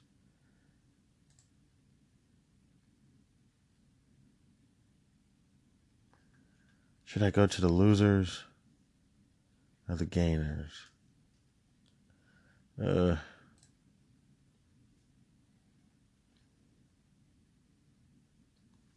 I think I'm trying to go long. Let's get some of these losers. MRTI. See, I don't know any of the name. ELME. CLPR. MAACPT. These are some of the losers on the year. Okay. Let me see on the day. Nothing too crazy. Nothing I want to pay too much attention to. Moving on.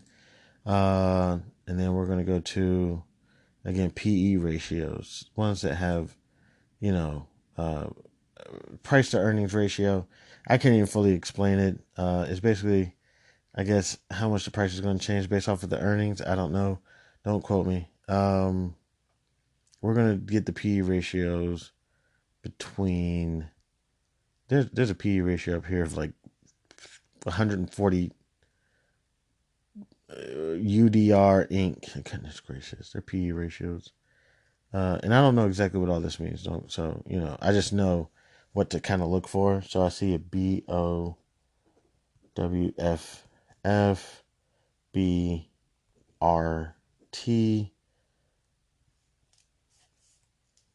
AIRC.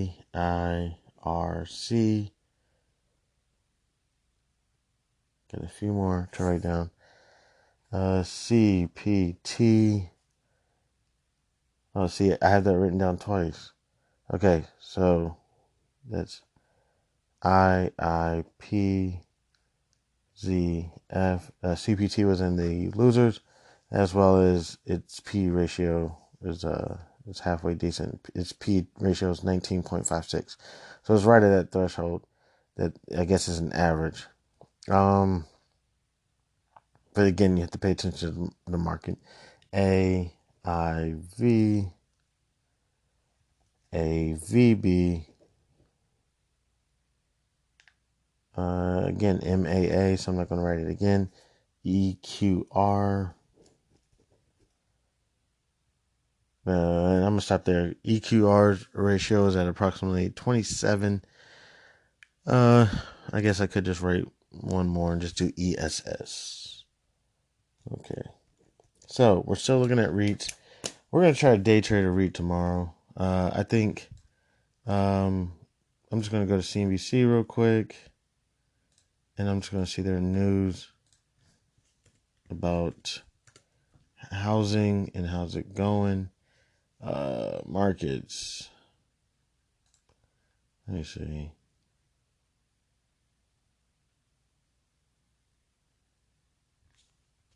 Real estate. Home prices on track for 8% increase year over year, says Black Knight. Okay. I don't know what he's talking about. Hey, housing demands are low.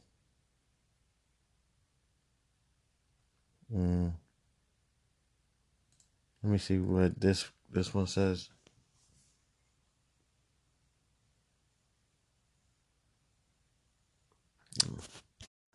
Hey, Carl. Yeah, June housing starts were down, not as much as expected, but both single and multifamily starts fell from May.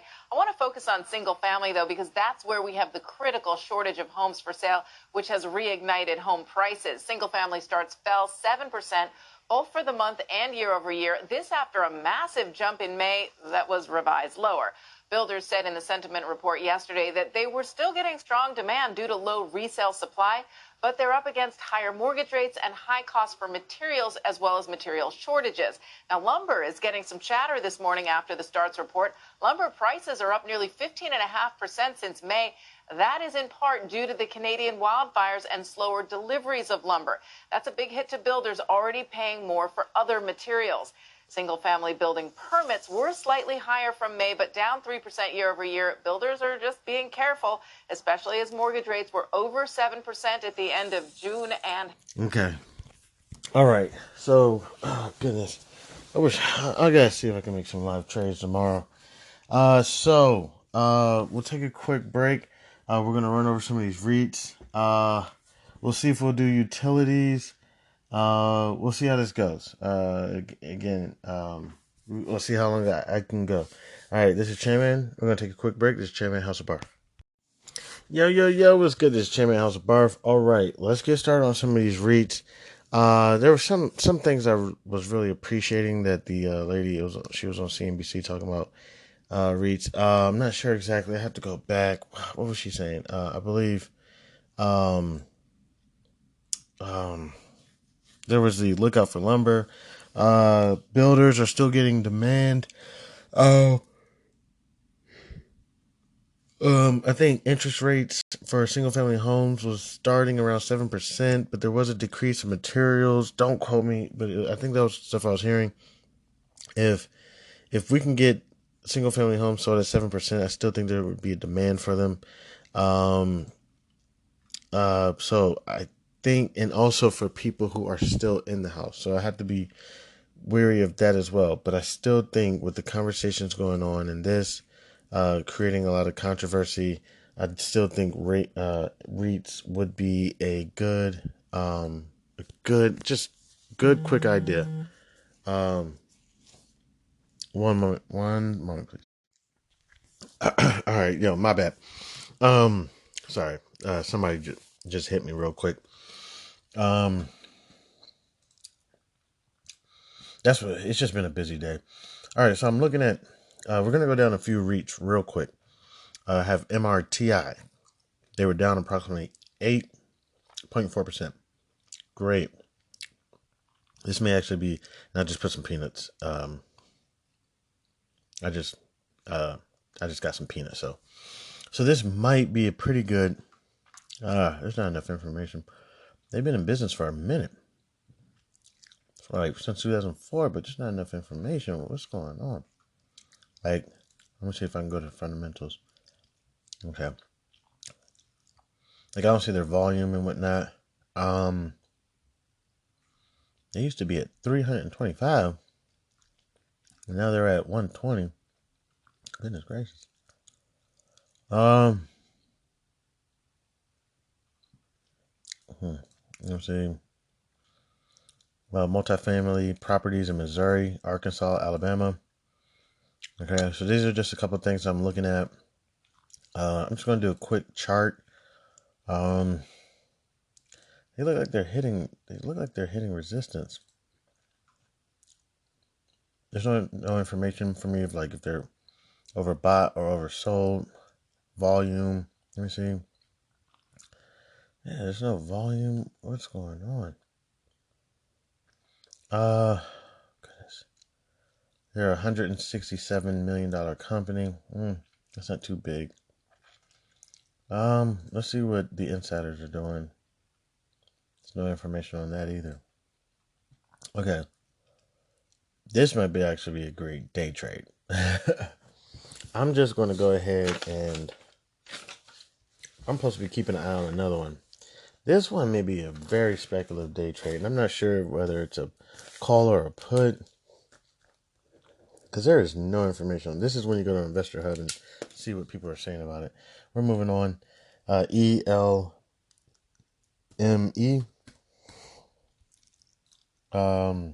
LMA Communities. Looking at their chart, they were up approximately 1.29%. This chart looks pretty good. This chart looks fairly basic. Let's see, this is a 1-year chart. Let's see, 5-year chart.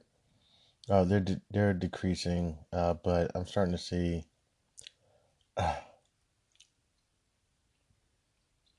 Do REITs have option chains? Let me check this out.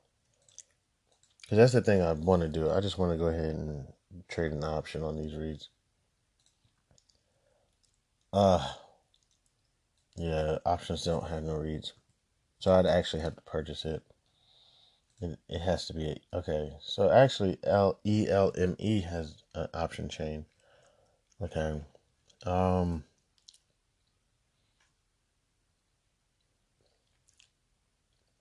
Okay. This one looks. I'm gonna put an I next to it. This one looks like it could be a good day trade. There's a little bit of volume. I'm seeing daily. It has a little bit of volume. It's been going down since approximately March 22nd. It's been on a downward decline. But it's starting to get like a little push. Like it's reached maybe some support around $16.55, $16.44. So if it hits that, it's very possible that it may go up. And I would say it won't go up more than I would say $17 and let's just say 45 cents. So that may be $1. That's what I'll do with that. I'm gonna write that down. 16.44 to 17.44. So make $1 trade on that. So if I purchase, let's say I was to take, let's do something crazy, 20,000. That's what I'm running. Make $1 on it. Try to sell it at 17.44. You could approximately make $1 on it. That may be a good trade. I'm gonna keep an eye on that one. It's on the downward trend, but just looking at some of these market trends, it kind of hits the, I forget what they call it, but it's like upside down. Crap. Like, I don't know. Just like imagine a bat. I don't know what to say, and it has its wings. You know what I'm saying? Its wings. So I see with this chart, sometimes you can see like the tip of the top of the wing. It goes down and creates a little head, a little bat head. Then it goes down and it creates another wing, and then it goes down sharply. And I can see that it does that. It like creates a wing, creates a head, creates a wing, drops. creates another wing, creates another head. This last wing around January 2023 wasn't even really a wing. It just kind of was a wing drop, So it's doing it again. It's creating a wing. Now it's starting to create a little head. So if it creates a little head, it may be good time to buy it around like 14. I'm gonna say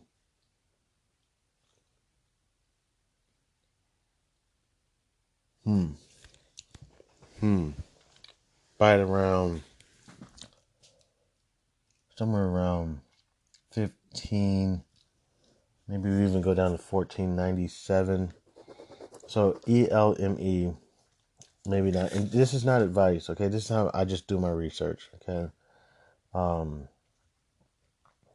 Please don't try to take this and do it, and then and then I get in trouble with FINRA or I don't know SEC, something saying that I'm giving out advice on trades, and that's not what I'm doing. This is why this information I should probably put under paid. I probably shouldn't put this under paid because like they're gonna say, oh yeah, he's giving out technical analysis and everything, and no, I'm sitting here, we're just doing research together. So I'm gonna say this ELME, it needs to go on the watch list, and or I don't think I can do this as a live trade.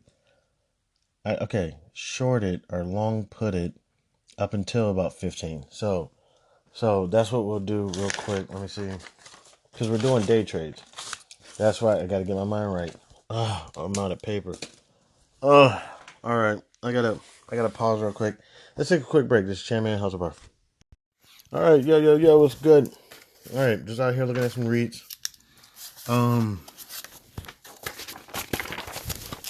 So real quick, I'm looking at this REIT company called ticker symbol ELME. Their name is, I'm sorry, I don't have anything to hold this phone up. Their name is Elme Communities. Let's look at their fundamentals real quick. Company profile. Elm Communities is a multifamily real estate investment trust, REIT. The company is engaged in the ownership, development, redevelopment, and acquisition of apartment communities. The company owns and operates approximately 8,900 apartment homes in the Washington, District of Columbia Metro, and the Sunbelt, and approximately 300,000 square feet of commercial space. Okay. So, over the last 5 days, they've been down approximately 2%, low 14.95. So, the underlying CD, and I believe I did see that they had options. So what I want to do is trade them between, where are they at right now? They have about 87 million shares outstanding. Approximately 89% of this is held by institutions. That's insane. I see that at the end of business, they ended at approximately 1644. What I'm going to call that is the bat head. I'm going to say the bat wing, the tip of the bat wing is around 1747. And it may be a little bit lower than that. I may want to just go with, I'm going to go with 1747 as the tip of the bat wing. And then the top of the head, I'm going to say is about 1644, where it's at right now. And then I'm going to say it's going to drop down back to its neck, the neck of the bat, around 1497, possibly. Let's say between 1497 and let's just go to about 1547. All right, that's where I think it's going to drop down to approximately that much and create that head. And then it's going to possibly go back up to about 1747.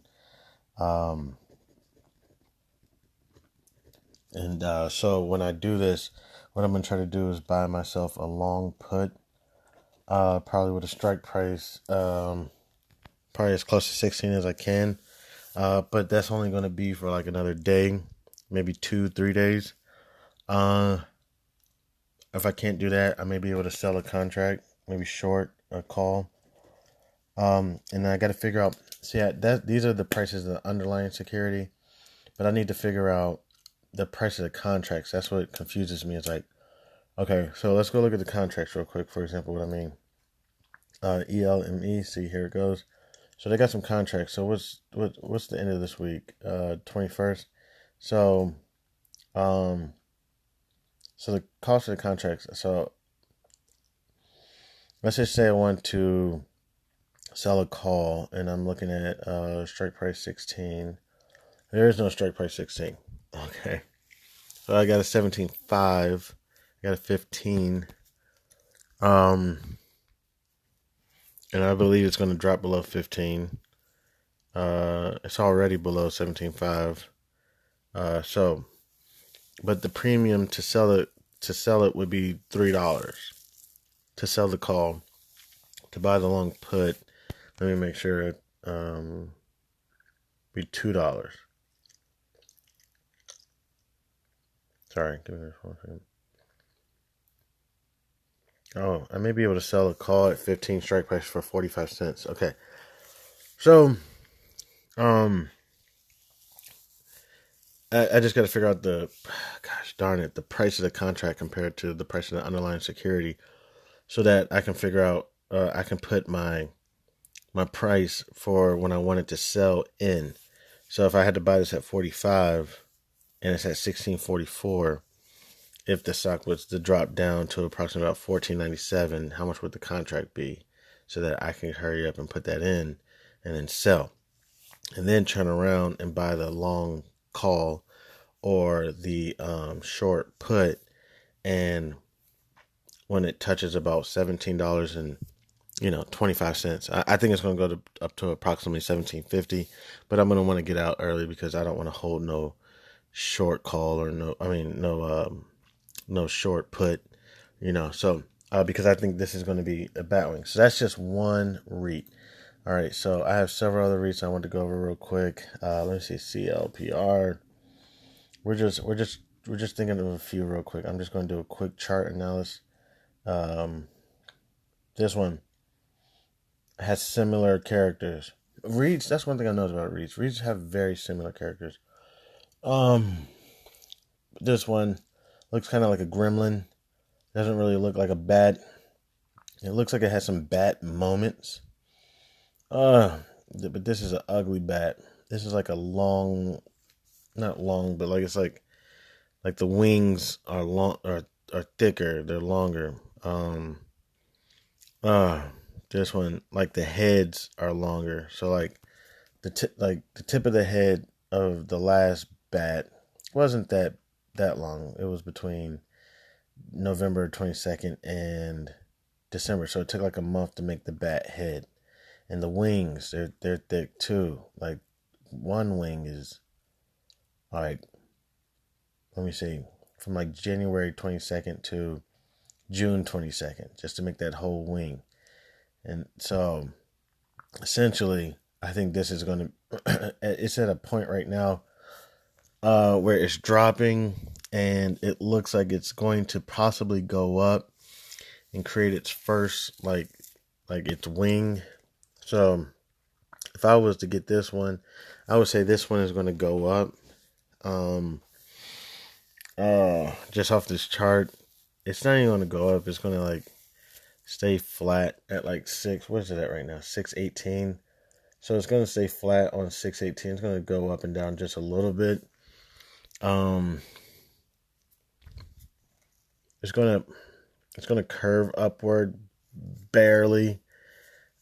This one, I'm being lazy, because if I was really wanting to think about it, you could buy it where I think it's like a strangle. I got to see, that's the stuff I got to figure out. But this one, I don't know if I don't even think I feel like fooling with it. I'm just going to put one line through it. I just don't even feel like filling. All right, so let me do MA. I'm just going to do a couple more. Let's do MA and CPT, and get ready to wrap it up with REITs. I may look at utilities maybe on my own. MAA is approximately $152. Just doing some quick tech analysis. This one's a doozy. No telling what to think with this one. Goodness, it had a substantial climb from March 2020 to 2022. Substantial run. I mean, it was at $85 and went to about $216 during that period. Now it's having a decline. Let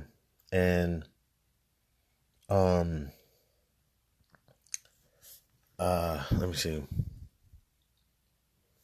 What is this one doing? I think this one's going to decline. I'm not even sure. It's like doing this like Mountain Valley thing. I'm not sure. It's like an inverse bat head. So it still has the bat wings. It still has the top. But then it has this bat head. So that's why it looks like a inverted bat head. And that's why it looks like a valley. And then it goes up and does like this bat wing thing again. And then it's having that inverted bat head. So temporarily, this would be a great day trade. Temporarily, I'm going to say, what does this one do today? Went up about 0.18. Yeah, temporarily it's going to go up. Nah, you know what?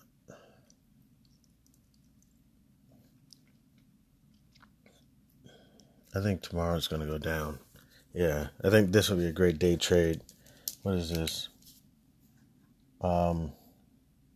Mid-Atlantic Apartments, MAA. MAA. I think, let me see.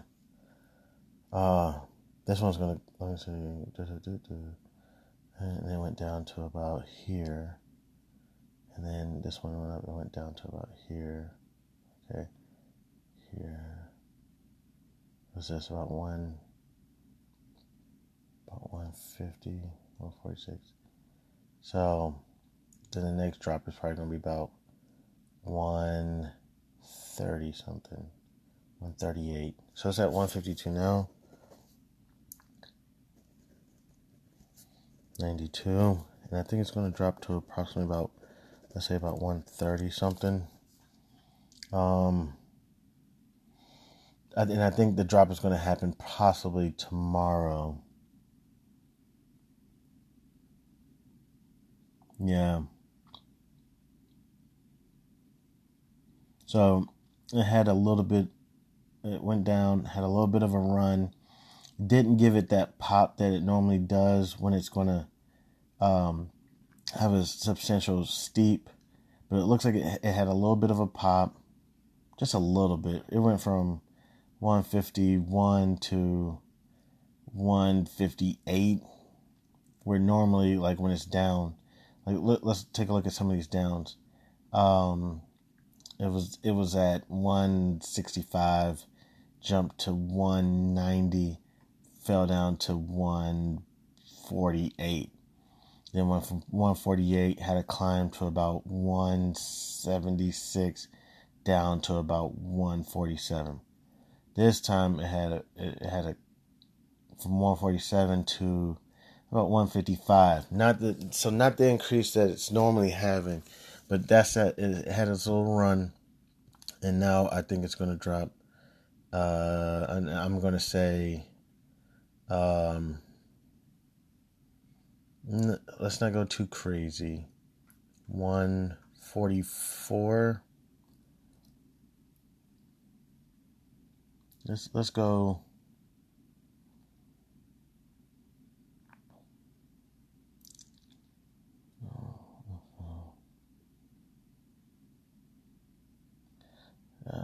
See, I'm getting about 141. About 141. At 130, I think is a little bit much. So let's say about 141. So we're looking at about $10 drop. So let's say about 142. I think it's going to be about $10 drop. I'm not sure if it's going to be tomorrow, but I think it's going to be tomorrow. So we may want to, let's see if that has a, let's see, I'm not even sure if I can buy puts in my portfolio. So again, it may be simulated trades. I'm not sure about that. So we're looking at ELME of possibly also shorting or buying. Buying a long put. Yeah, we're bearish. I'm gonna write that ELME. We're bearish.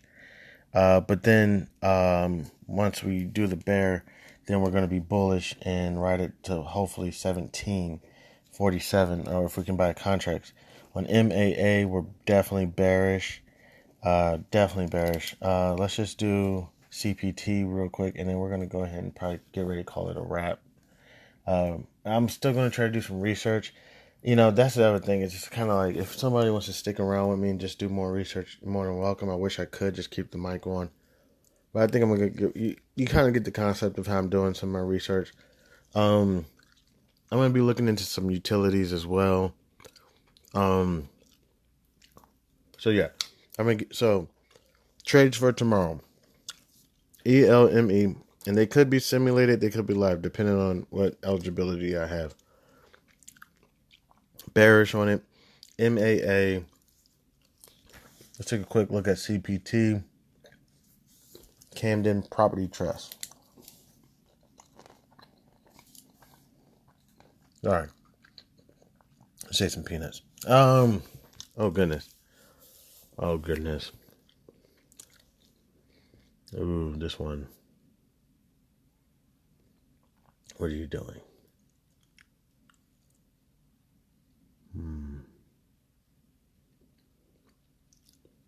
I think this one's creating a head. I think it's creating a head. Yeah. I'm gonna say this one drops tomorrow. To about. That'd be crazy. To about 100. Let's see CTE.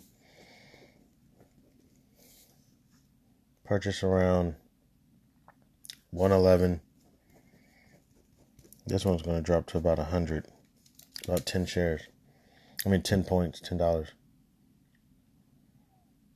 Yeah, I think it's going to create a head, and then it's going to create another bat wing. So shortly after it goes down to about 100, it's going to go up to probably about 117 or something. Yeah, and then come back down. So let me see, and then 117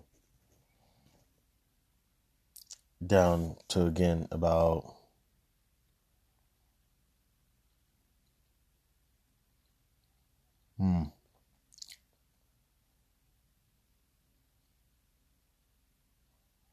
well, it could drop pretty substantially to about 95. I'm not sure. I'd have to take a look at that. So CTE bearish again. Okay. CPT, I'm sorry. So those are just a few. I'm gonna go ahead and take in this. I got some trades for tomorrow. We're gonna try to get together and do. Still got a few other ones I want to look at. I got BOWFF, BRT, AIRC. These are ticker symbols. AVB, EQR, ESS. Other companies I want to take a look at. Also, I want to pull up some utilities. Think about what are they doing in this market as well. I want to thank anybody and everybody who decided to stop by and kick it with your man Chairman. I appreciate it. This is Chairman House of Barf.